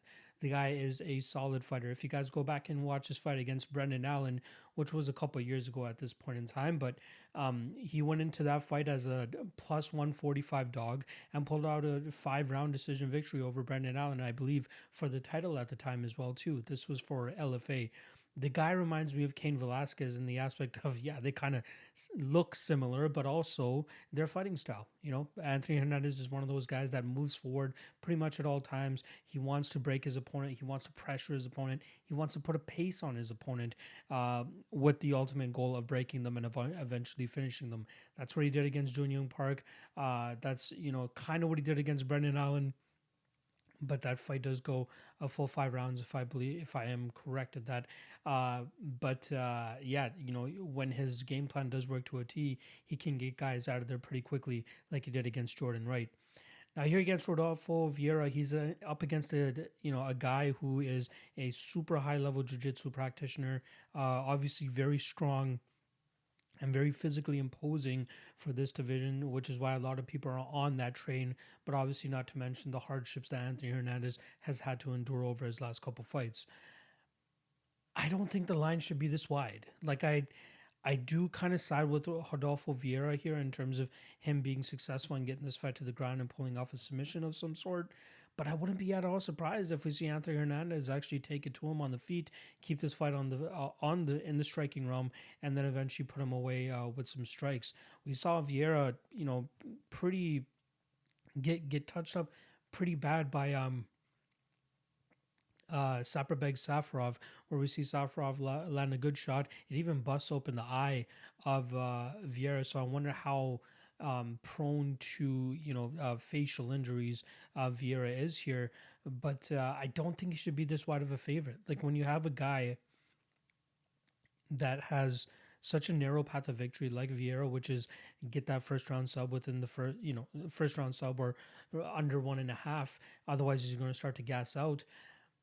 I have a lot of question marks. Anthony Hernandez has shown durability in the past, but also has obviously had those issues against Marcus Perez and Kevin Holland, where he's not able to take those shots at all. So those are the concerns here, obviously, right? But I don't feel like you should be just foregone conclusioning, just writing off Anthony Hernandez here. I think it would be very troublesome if you went out there and parlay that minus 400, as I don't believe it adds enough value in terms of how heavily I think he should be favored here. The spot that I like the most is the under 1.5. It's currently around minus 150, which is a little bit of chalk, but I do think that it's very much warranted here, given that both guys are finishers or can be finished. Obviously, we haven't seen Vieira lose in his professional MMA career, but I do think that he's shown some discrepancies that Anthony Hernandez could potentially take advantage of, most notably the striking instances. So I like the under 1.5. I don't see this fight going over 7.5 minutes. Minus 150 is a solid line, I believe. I think we'll see I think we'll see it truly come to fruition that Vieira does eventually get the takedown and pull off a submission. But I'm just not willing to parlay him at that minus 400 range, as I do think that's a little bit steep. Like, he goes in there as a minus 225 favorite against Oscar Piechota, finishes him in the second round. Goes in there as a minus 600 favorite against Saperbeg Safarov, finishes him in the first round, but did have some adversity that he had to overcome there. Whereas Anthony Hernandez on the other side, we're just talking about a guy that was at even money against Kevin Holland, who is on a little bit of a tear right now. Especially the way that Kevin Holland finished Jacare Souza the last time around. You know, there's a lot of post or hindsight in terms of like why Anthony Hernandez was that close of a favorite, or sorry, at those odds against Kevin Holland. The guy is a good fighter. Like he's just getting a bad rap right now because of the little bit of a shake streak that he's currently on. This is a tough fight for Vieira. I think it's the toughest one out of his 3 that he's had in the UFC. So again, I would rather take the fight doesn't go to decision rather than betting Vieira. Let's see what the fight doesn't go to decision actually is, because I think that would be, I'd be surprised if it's actually better. I'd be surprised if it's better than taking Vieira. Let's see. Fight doesn't go to decision is currently sitting at minus 515. So yeah, that makes absolute sense. I would rather take the minus 515 on the fight doesn't go to decision than take minus 400 on Rodolfo Vieira. I don't see this fight going to the judges' scorecards, and I think whoever wins will win via finish. So I'm siding with the Vieira side reluctantly as well too, as I do think that Anthony Hernandez is a live dog. But the spot that I'm going to be targeting to potentially bet here is going to be the under 1.5. So once again, I'll go with Vieira via first round sub, but not parlaying this guy at all. I would rather take the fight doesn't go to decision, or at least parlay the under 1.5 around that minus 150 mark. So once again, Rodolfo Vieira to win this fight via first round submission. Bobby King Green versus Jim Miller. We got minus 260, which is usually the norm now for Bobby Green, and then plus 220 for Jim Miller. So let's just look at the last couple fights of Bobby Green, where he comes in as a minus 280 favorite against Thiago Moises and a minus 340 favorite against Alan Patrick. He did come in as a slight dog against Lando Veneta, but he was another hefty favorite over Clay Guida as a minus 270 favorite there as well. So I kind of lumped that fight into this Jim Miller fight, where he's just going out there and fighting another UFC veteran. Now, if you remember the last fight against Thiago Moises, very, very close fight. Some people might call robbery, but you got to read into the fact that Bobby Green, more often than not, always has very close fights. And that's what you're always signing up for, is a sweat whenever you're betting him worse than that minus 250 range. Now, if he was better than minus 200 here, I'd probably consider him as a bet. You know, I mean, I think he has a solid shot of going out there and beating a guy like Jim Miller, as he has the better, crisper hands. And I think he has good enough submission defense to stay out of any type of submission that's being thrown his way. I think he's coming up close to 12 years now that the last time we've actually seen him submitted, which is a good thing, especially against a high-level jiu-jitsu guy like Jim Miller in this spot. Now, that Thiago Moises fight, again, super close. First round could have gone to, I believe it was towards Bobby Green. The first round was very close, could have gone either way. Second round was Bobby Green. And that third round, that one was an interesting one because we saw him willingly engage in the clinch, which is probably the most dangerous thing for him to do against a high-level black belt like Thiago Moises. And then even worse, we see him go out there and try to pull off a Kimura sweep of some sort in that clinch position up against the cage. And unfortunately for him, he's the one that ends up on his back. And we see Thiago Moises ride some good top position. Bobby Green did get back to his feet relatively quickly, but we did see Thiago Moises, accrue enough control time in that round, I believe, for him to at least snatch that victory. Again, close fight, could have been scored either way, so I'm not mad at either scorecard here. But again, if you're paying minus 260 on Bobby Green, or even minus 280 like he was in that Moises fight, you're in for a bit of a sweat. And that's why I just don't want to bet Bobby Green fights anymore. Like, yeah, he should go out there. Yeah, he should piece up Jim Miller, but there's always that instance that he could just make it a closer fight than it should be. I'm just not comfortable at playing him anything worse than minus 200. Again, skill for skill, he should absolutely blow out a 37-year-old Jim Miller at this point in time, but he just doesn't. You know what I mean? Like he just has these close fights. Like his Alan Patrick fight was a great fight for him. I mean, I thought he showed good awareness there, good takedown defense, and then just to add success on the feet. And he could do the same thing here in terms of having good success on the feet against Jim and then nullifying the takedowns. Last time around for Jim Miller, we saw him against Vince Pichel in a very close fight as well too. But we did see Pichel slowly start to inch away, and that third round was very interesting, where we saw pretty much them exchanging grappling sequences. Vince Pichel started off by taking him down. Then we saw Jim Miller reverse position. Vince Pichel gets his position once again. It's kind of stumbling on my words right there, but Pichel does a good job of getting his position back and then landing some good damage on Jim Miller from on top. So we know Miller's game. If he's able to be successful, he'll go out there and get you out of there quickly. His last 3 wins alone, all of them in the first round, Jason Gonzalez, Clay Guida, Roosevelt Roberts. Like, he gets into these situations where he's able to pull off his submissions and do it very methodically as well too. Then before the Roosevelt Roberts fight, he loses against Scott Holtzman, where Scott Holtzman is just able to keep the fight on the feet, do some good damage from on top, and pretty much just wear on Jim Miller in that fight. Now, I'm expecting Bobby Green to go out there and absolutely piece up Jim Miller on the feet. It's just the instances where we see them tie up, where Jim Miller could potentially have some success, whether it's pulling guard, landing a takedown, or one of the issues that I brought up in the last Bobby Green takedown or last Bobby Green breakdown was when he is in these clinch positions and he's trying to get out of the way, he does a weird thing of just giving up his back. More often than not, he's able to break the grip of his opponent and get out of it.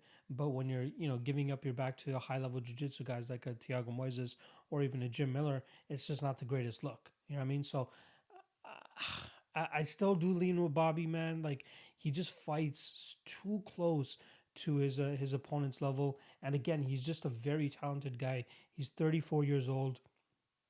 If he's ever going to get his game going, it's got to be now, especially if he wants to touch any type of UFC gold.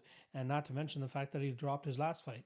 He's going to have to go out there, have a very impressive performance, and really start calling his shots, as I believe that's the way for him to get closer to a title shot. I'm not sure if that's what his game plan is or in terms of the rest of his career, but I think that this is a very winnable fight for him, and I think he could potentially get Jim Miller out of there late. However, we did see some good things from Jim later in his fight against Vince Pichel, where, again, he was able to reverse positions, and he seemed like he was completely in there. Whereas Bobby Green, he seems a little bit more lackadaisical in his approach, which is why he wasn't able to finish a guy like Alan Patrick, who shows bad cardio later in fights. And I think Jim Miller will be able to sustain his durability enough to potentially go to a decision here. So, the spot that would probably be most intriguing is Bobby Green via decision. And I do want to actually look up what that is. Green by decision is minus 120. So I'd need some plus money there to be intrigued at all. So it's not intriguing to me at that line, but I think that is the most likely outcome in this fight. We'll see Bobby Green stuff some takedowns, keep the fight on the feet, and just pretty much piece up Jim Miller for the majority of the 15 minutes en route to a decision victory. Julian Marquez versus Maki Pitolo. We got minus 165 on Julian Marquez and plus 145 on Coconut Bombs, Maki Pitolo. Let's start off with Julian Marquez, who opened as a minus 185 favorite, and for some reason right off the bat seemed to be a foregone conclusion in terms of a solid parlay place, or, as some people like to call it, a lock of the night play, and I do not agree with that. So let's start off with Julian Marquez. Like I said, he's coming off roughly a 3-year layoff now, where he's just been dealing with injuries and just not able to get back into the cage and remain active. The last time we saw him was the night that Israel Adesanya went out there and fought Brad Tavares. If most people remember that was about 2 fights before he actually ended up fighting for the interim strap against Kelvin Gastelum. So yeah, Julian Marquez has been out for a while. His last time he fought, he lost a split decision to Alessio Di Carico in a very close fight, back and forth fight. But we did see more of the movement from Di Carico rather than just a forward pressure and pretty much just trudging forward style of a Julian Marquez. 2 fights before that, he went out there and knocked out Phil Hawes very emphatically, and that was on the Contender Series, and that's what got him signed to the UFC. We saw him endure the wrestling pace of Phil Hawes in that first round, and then in that second round, he laid a beautiful head kick, highlight reel knockout of Phil Hawes there that eventually gave him that UFC contract. Then in the Darren Stewart fight, we saw him rock him, hurt him, and then finish him via submission. But didn't really show us much given the fact that he was a minus 340 favorite in that fight. Going into the Di Carico fight, he was a minus 135 favorite, but again, very, very close fight. Could have gone either way, but I felt like Di Carico was the one kind of moving better and getting off the better shots for sure. Now, in this fight against Maki Pitolo, I feel like Marquez is going to be at a slight technical disadvantage, as I do believe that Pitolo has a better striking, and I do think he has some solid movement that could potentially cause Julian Marquez some issues here. Pitolo will be dealing with a 4-inch height disadvantage as well as a 3-inch reach advantage. So I'm interested to see how that plays out in terms of when these guys are in the striking exchanges. I highly doubt that this fight is going to take place in the grappling or the jiu-jitsu realms unless Julian Marquez feels like he's falling behind a little bit and wants to use his size and start imposing on Maki Pitolo. If most people remember, Julian Marquez was actually supposed to fight Saprabeg Safarov back in November. Safarov botches his weight cut, and Julian Marquez is forced to sit on the shelf a little bit longer. Now, I don't really know how much that's going to affect him in terms of being off for 3 years, but it can't really be a good thing. I mean, we have Maycee Barber fighting later on in this card, who's been off for close to a year, but she's fighting a very high-level woman in Alexa Grasso, who should be able to cause her some issues. Now, here with the Julian Marquez and Maki Pitolo side, I feel like the technical aspects of Maki Pitolo's game will cause Julian Marquez some issues, especially considering that Marquez's style is just predicated on moving forward and trying to land his big shots. He has some decent jiu-jitsu, and we've seen some good things out of him from the scrambling side of things, but that's when the other opponent, that's when his opponent is the one implementing and initiating those grappling sequences. More often than not, it seems like Marquez is just happy to go out there and throw some hands, throw some bombs, throw some head kicks as well too, and hope for the best. But I think he's going to be outgunned here against Maki Pitolo, who shows much better hands and much better skills in that sense. Yeah, he got outstruck by Impa Kasanganay in his last fight, but Impa shows he's a solid technical striker of his own when he's not getting kicked upside the head by Joaquin Buckley. Impa Kasanganay does a really good job of maintaining his distance, landing his shots, and getting back out of range of what Maki Pitolo was throwing his way. The fight before that, we saw Darren Stewart plant this beautiful guillotine on Maki, and not a lot of people were expecting that, especially Maki, who just, before he realized it was already too late for him to start defending it, and we saw Darren Stewart just squeeze the life out of that guillotine choke, so solid win for Darren Stewart there. We did see Maki Pitolo show off some good perseverance against Charles Byrd in their 3 fights ago. That first round, Charles Byrd was really struggling in terms of getting Pitolo down. And then in that second round, we saw the cardio start to catch up to Charles Byrd, and we saw Maki Pitolo really start to dispatch of him and put him away in that second round. He came as a plus 145 dog in that fight too. And I think that was a huge indication due to his last fight before that, where he stepped in against Callan Parda as a minus 400 favorite and still came out on the losing end. His cardio really seemed to catch up to him there, and that was a fight that also was contested at 170 pounds. Since then, we haven't seen Maki Pitolo go back down there, as we've heard that it's probably one of the worst weight cuts he's ever done, and he just does not want to go down to 170 pounds again. Unfortunately for him, he's sometimes, or more often than not, will be at a height disadvantage at 185 pounds, as these guys are definitely much bigger. Julian Marquez obviously being one of those guys who's going to have a 4-inch height advantage on him, like I said at the top of this breakdown. So I still think that there's upside in Maki Pitolo's UFC career. A lot of people wanted to write him off after the Impa Kasanganay fight, but I think he still has a lot to offer to the UFC and this middleweight division, and I think a fight against Julian Marquez will help him get back onto the winning track. I like him as the underdog here, but something is just in the back of my head in terms of not really pulling the trigger on Maki, but I do think that he could go out there and get a decision victory, pretty much just outstriking Julian Marquez for the majority of that. For the majority of the 15 minutes. I don't think he's going to knock out Marquez, who has shown a very durable chin throughout his 9-fight pro MMA career. But Maki, again, I said he has very solid hands, very good hand speed, decent striking defense. But I'm interested to see how he closes that distance that he's going to have to cover when he's fighting a guy like Julian Marquez. I do like the leg kicks that we see out of Patolo as well, too. So maybe that's going to be a big focus for him in this fight. But I still do think that we'll see Maki go out there and win this fight via decision. Kelvin Gastelum versus Ian Heinisch. We got minus 225 on Kelvin Gastelum and plus 185 on Ian the Hurricane Heinisch. Let's start off on the Kelvin Gastelum side of things, who's on a 3-fight losing streak now. Most recently dropping a submission victory to Jack Hermanson, where he just showed little to no urgency when he got his leg snatched up by Jack Hermanson. Pretty much just stayed there and was just waiting for something to happen. Unfortunately for him, it was his knee. He didn't injure it or anything, but he was forced to tap there. Very quick fight.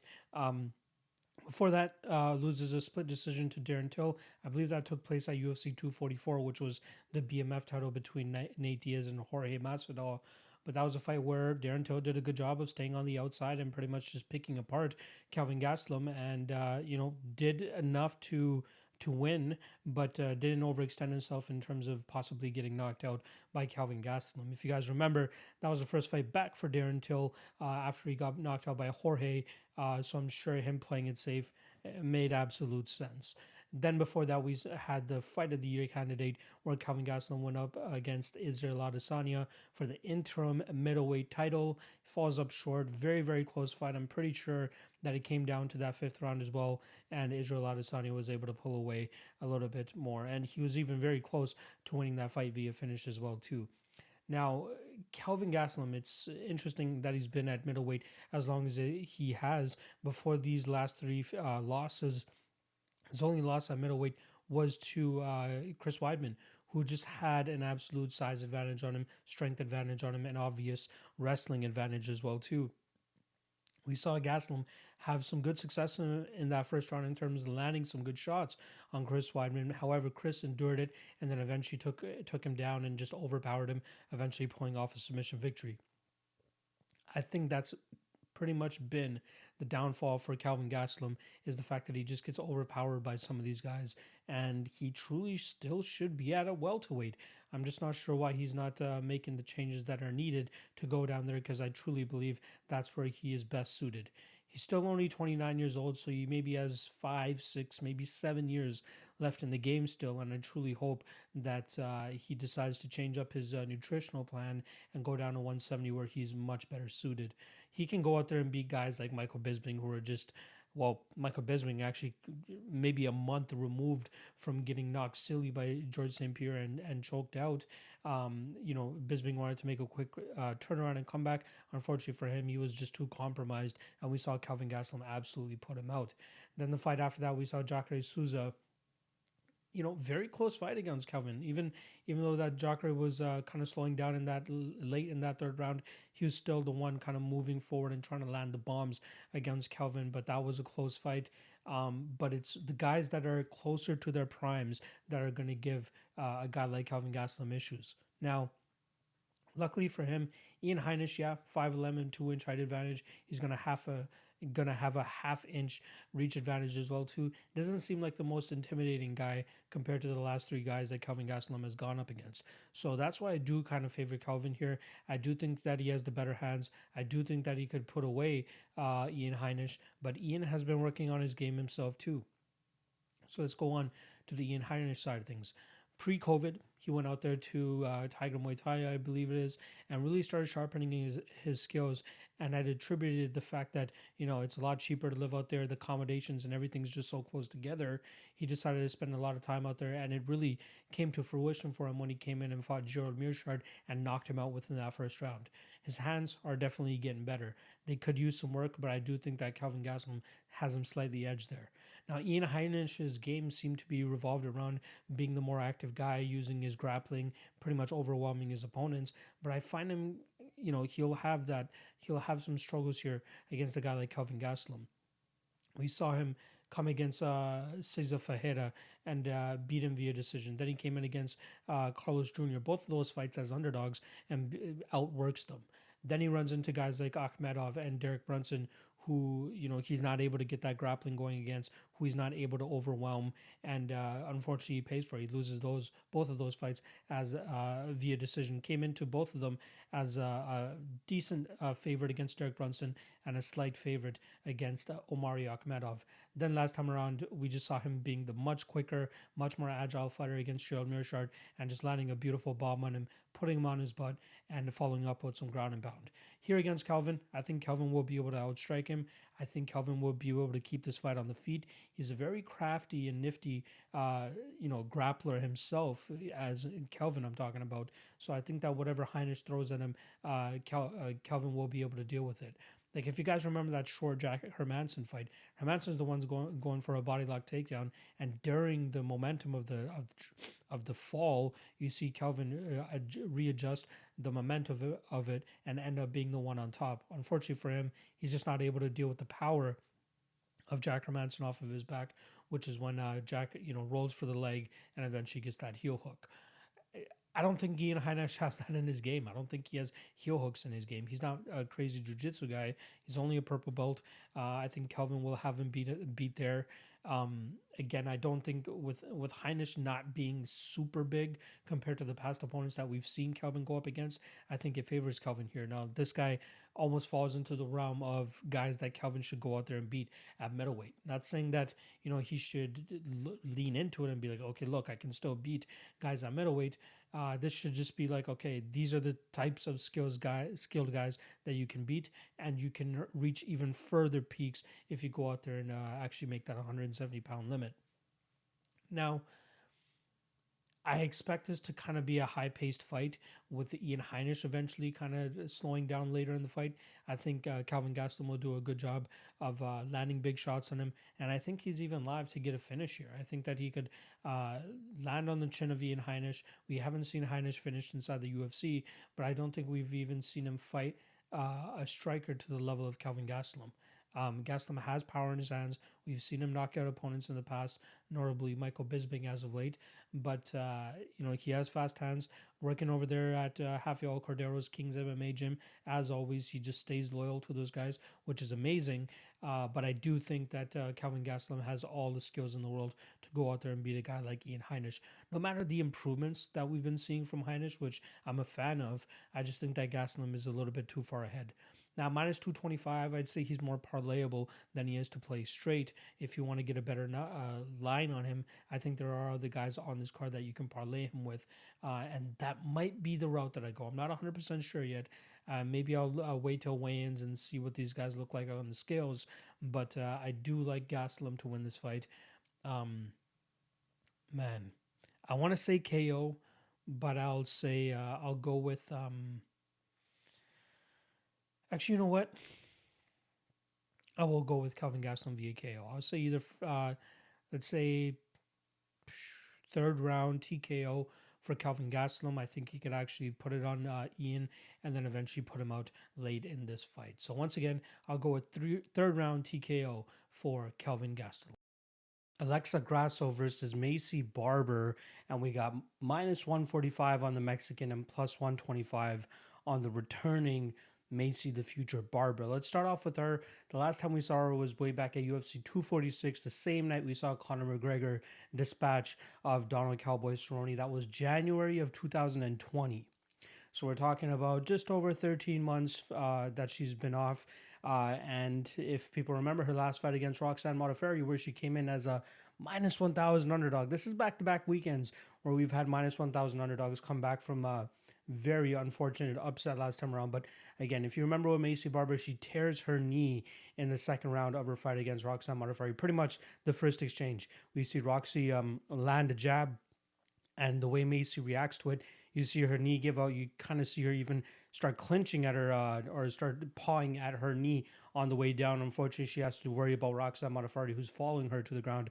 So she quickly gets her shit back together and starts defending with what Roxanne was throwing at her. We did see some glimpses of success for her even after she tore her knee in terms of being able to reverse Roxanne a couple times, getting close on submissions. But for the most part, Roxy was able to get her positions back and land some good damage from on top. Now that first round as well, when Maycee Barber's knee was 100%, she still kind of ended up losing that round. We saw the judges still go out there and give that round to Roxanne Modafferi because she was successful in getting the fight to the ground and doing some good work from on top. So I wonder, even if Maycee Barber didn't, tear up her knee, how she would have actually looked in that the rest of that fight, because I think that a lot of people are putting a little bit too much of an emphasis on the fact that her knee got torn up. Obviously, it had a little bit of a not a little bit, but it had a whole lot to do with how the rest of the fight went, because we've seen.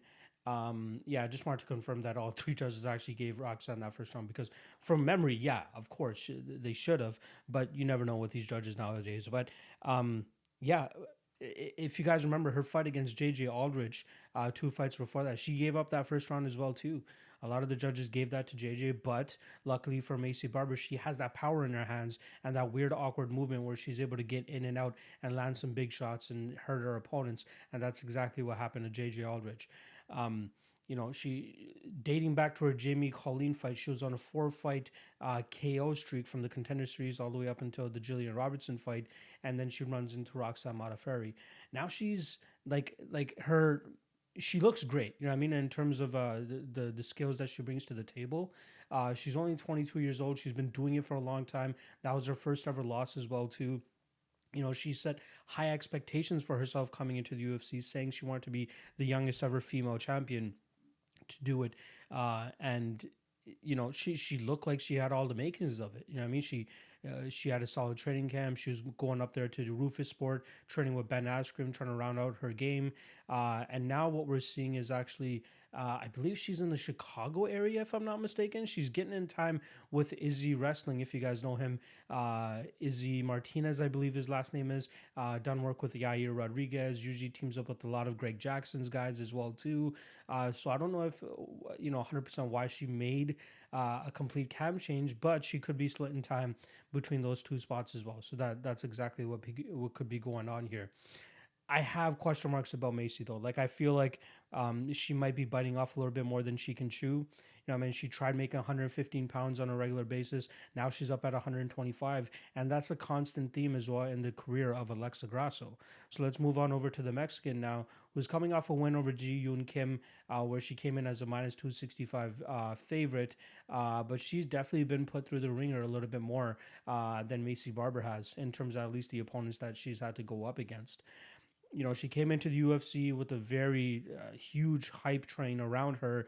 And she's falling on a little bit of tough times against high-level opponents. And can you really blame her?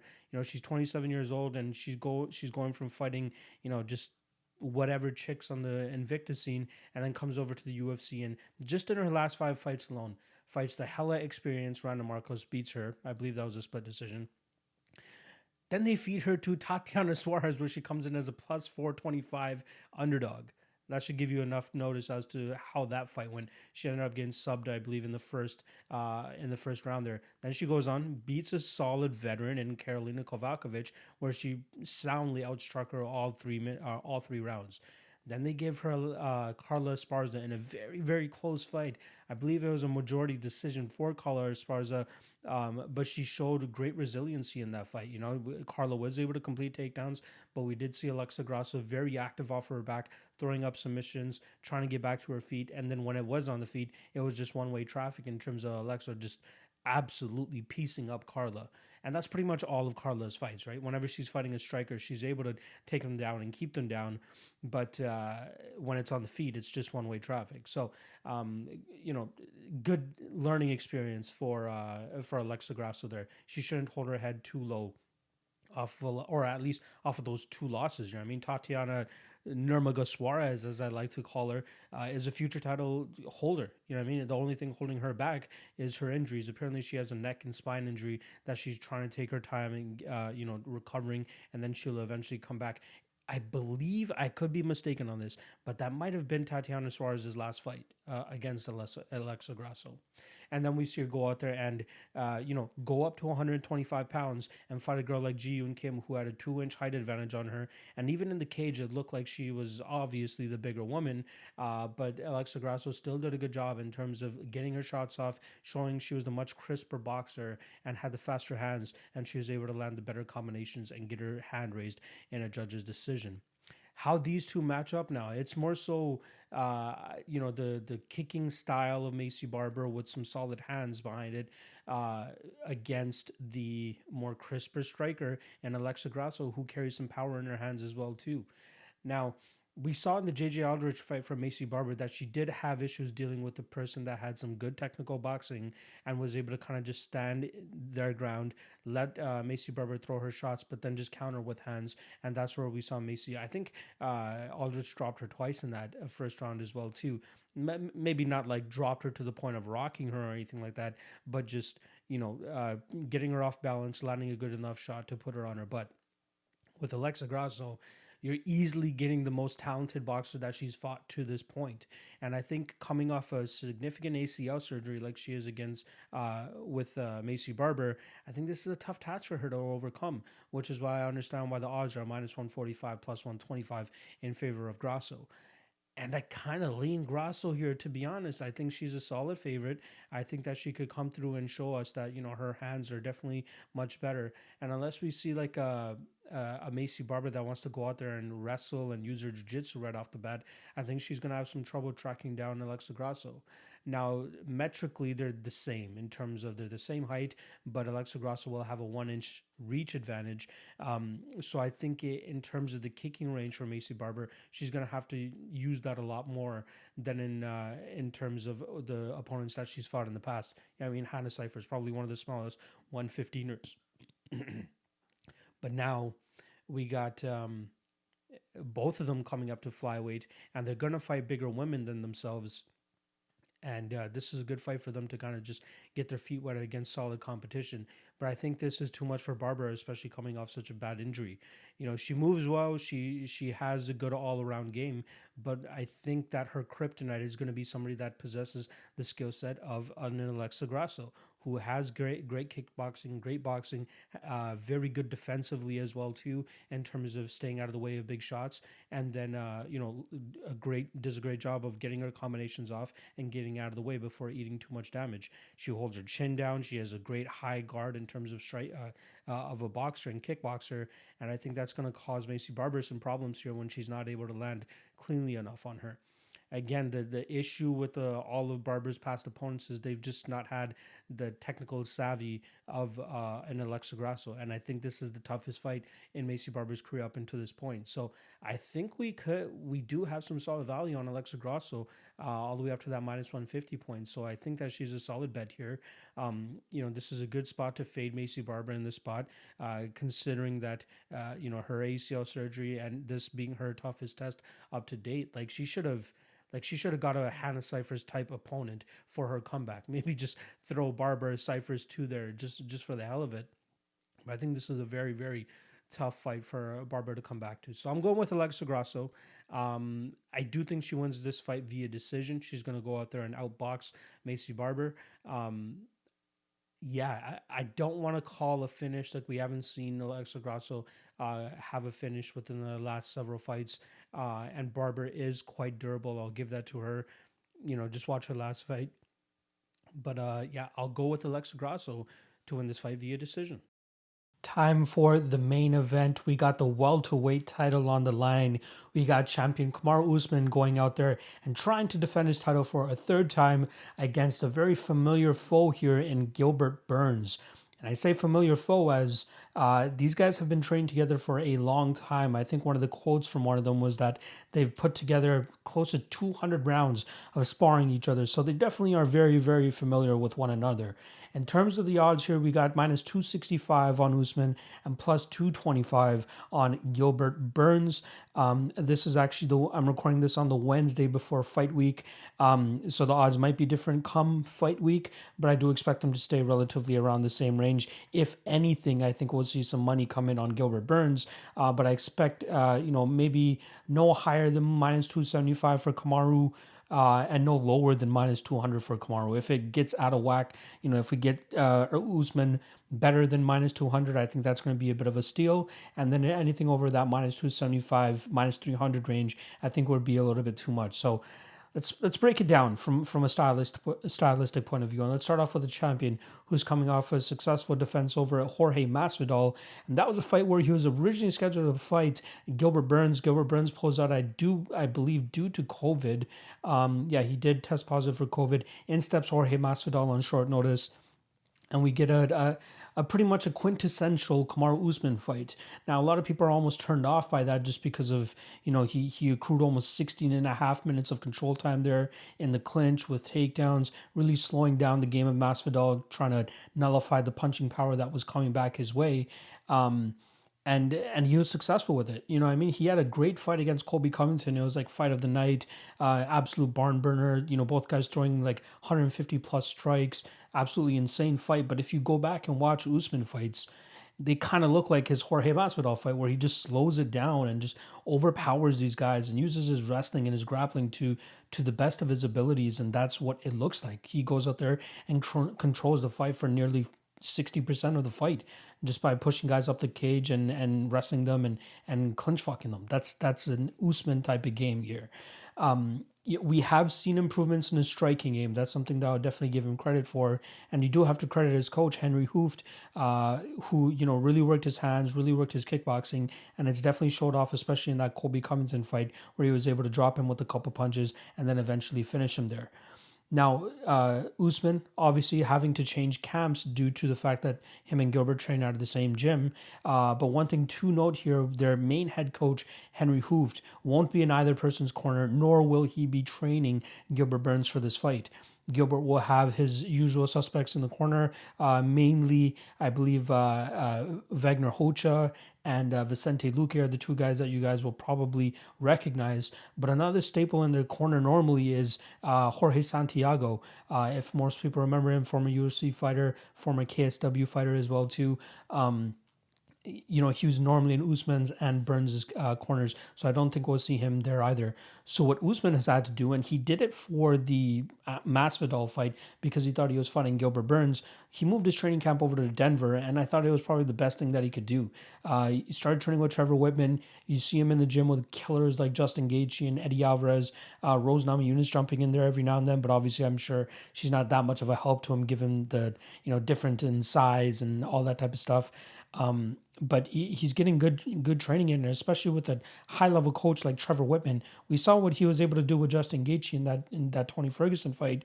Obviously, it could be a completely different one, but I trust a guy like Trevor Whitman to go out there and really round out the game of Usman and bring out the best in him as well too.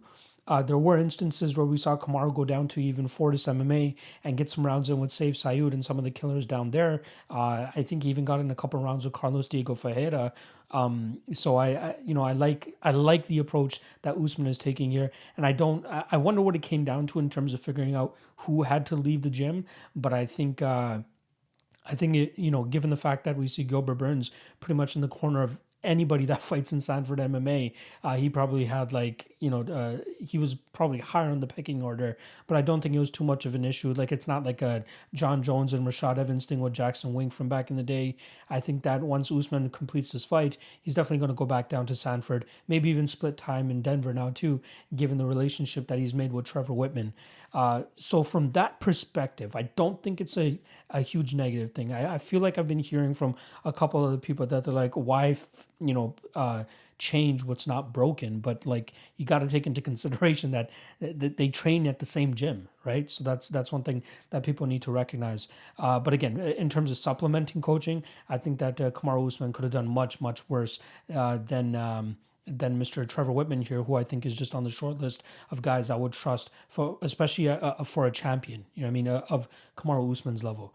Now like I said, in the Jorge Masvidal fight, we saw a quintessential Kamaru Usman fight, and I think that's what we're gonna see here against Gilbert Burns as well too. I think he'll be the stronger guy, obviously the better wrestler. Now the jiu-jitsu is gonna be in Gilbert Burns' realm, but I don't think that we'll see Usman really try to pursue takedowns that often.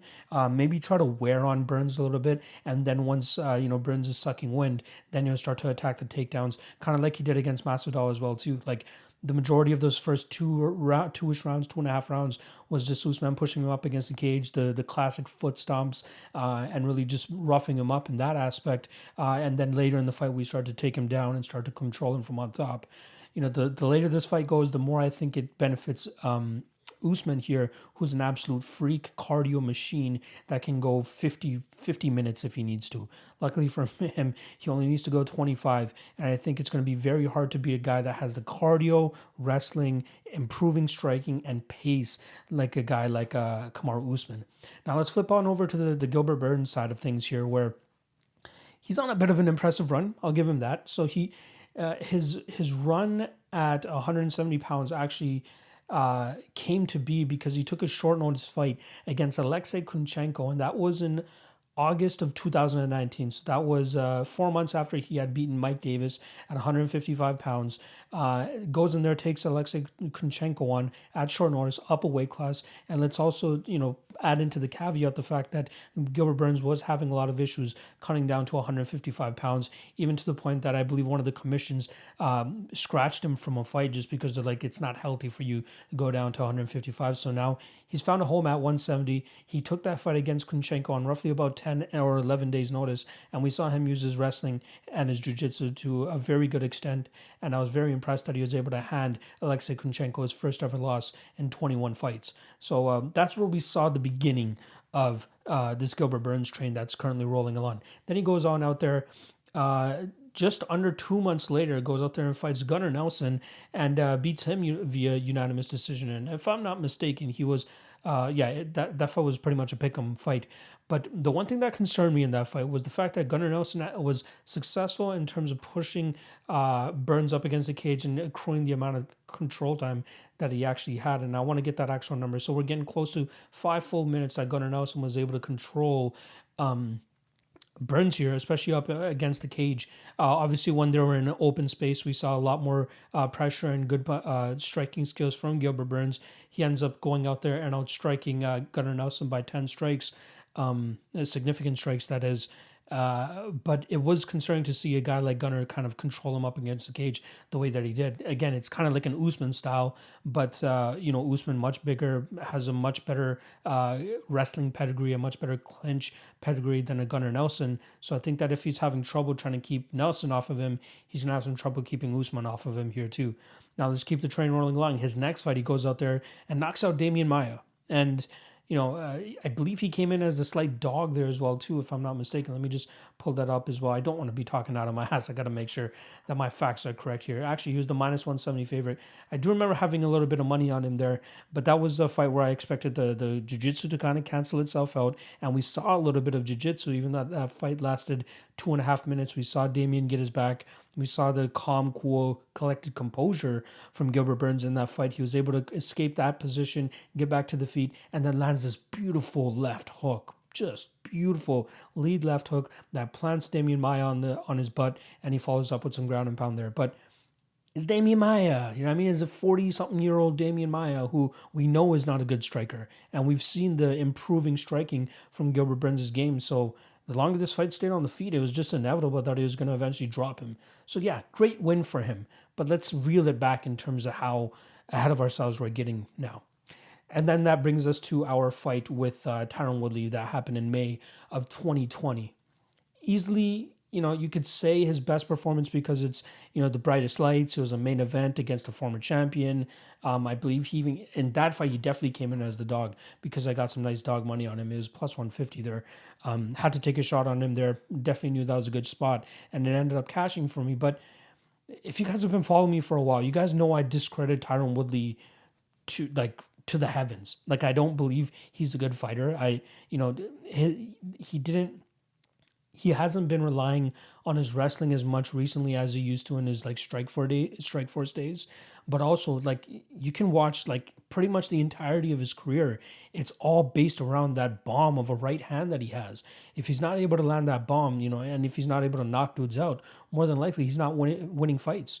Like the Wonderboy Thompson fights, I'm just writing those fights off. Like, it was such a weird fight. Thompson was too hesitant to close the distance because he was scared of the power. And then, Woodley was the one landing the bigger shots at that point in time.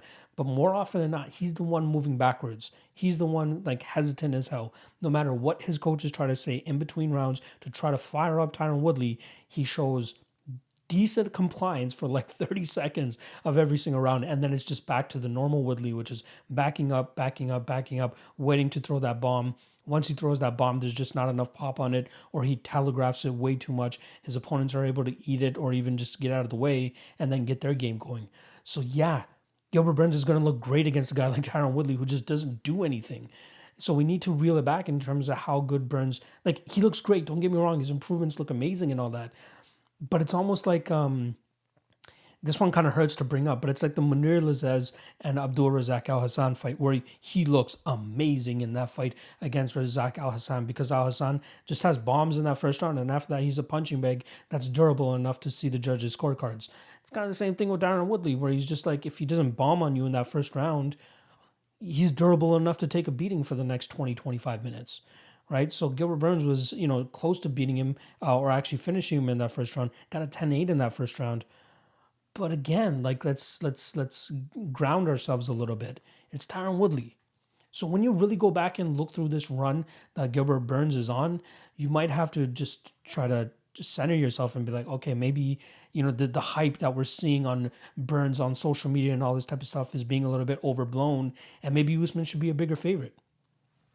Maybe.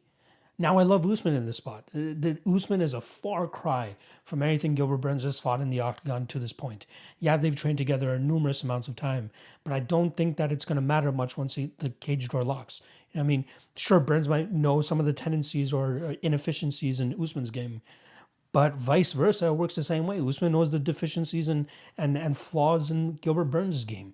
But I think the better fighter is going to win here, and in my opinion, the better fighter is Kamaru Usman. His wrestling, his pace, his pressure, his strength. It's going to be too much for Gilbert here. Now, Gilbert looked great going 25 minutes against Tyron Woodley because he had nothing to deal with in return. You want to look at the statistics? Let's talk about the statistics.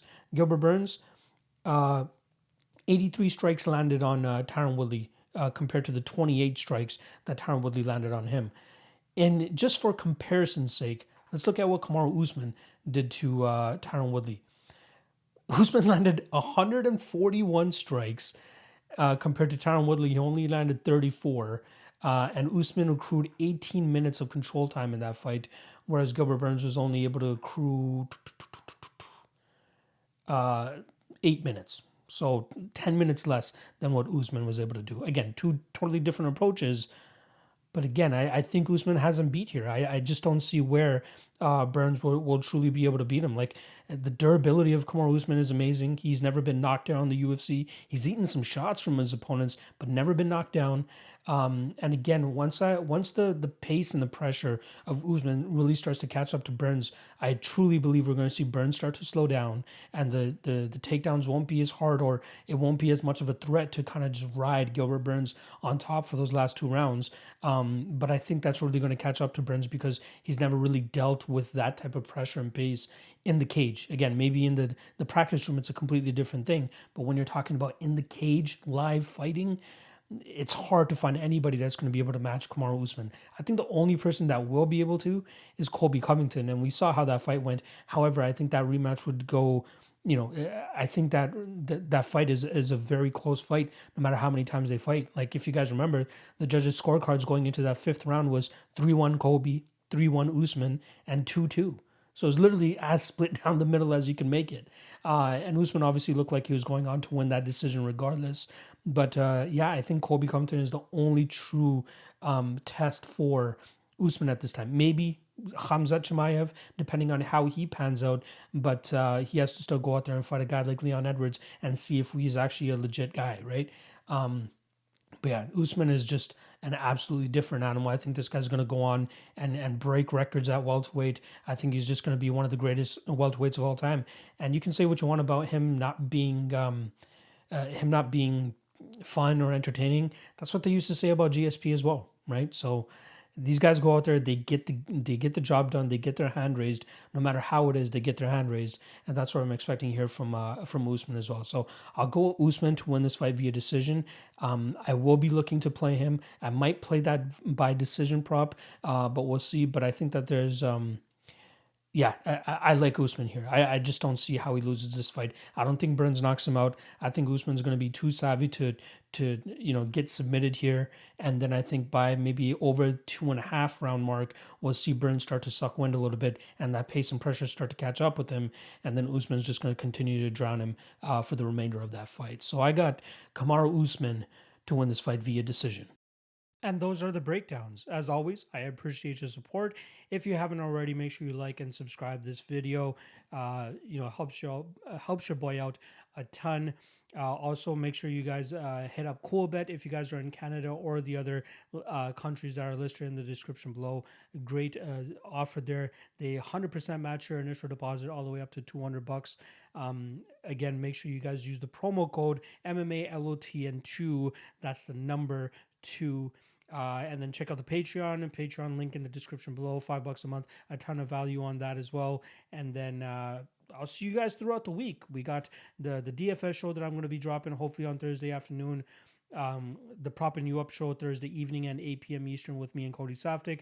The final weigh-in show at 9 p.m. Eastern on Fridays with the Odds Crew. And then Saturday, 1 p.m. Eastern with the MMA Lotcast live episode. All right.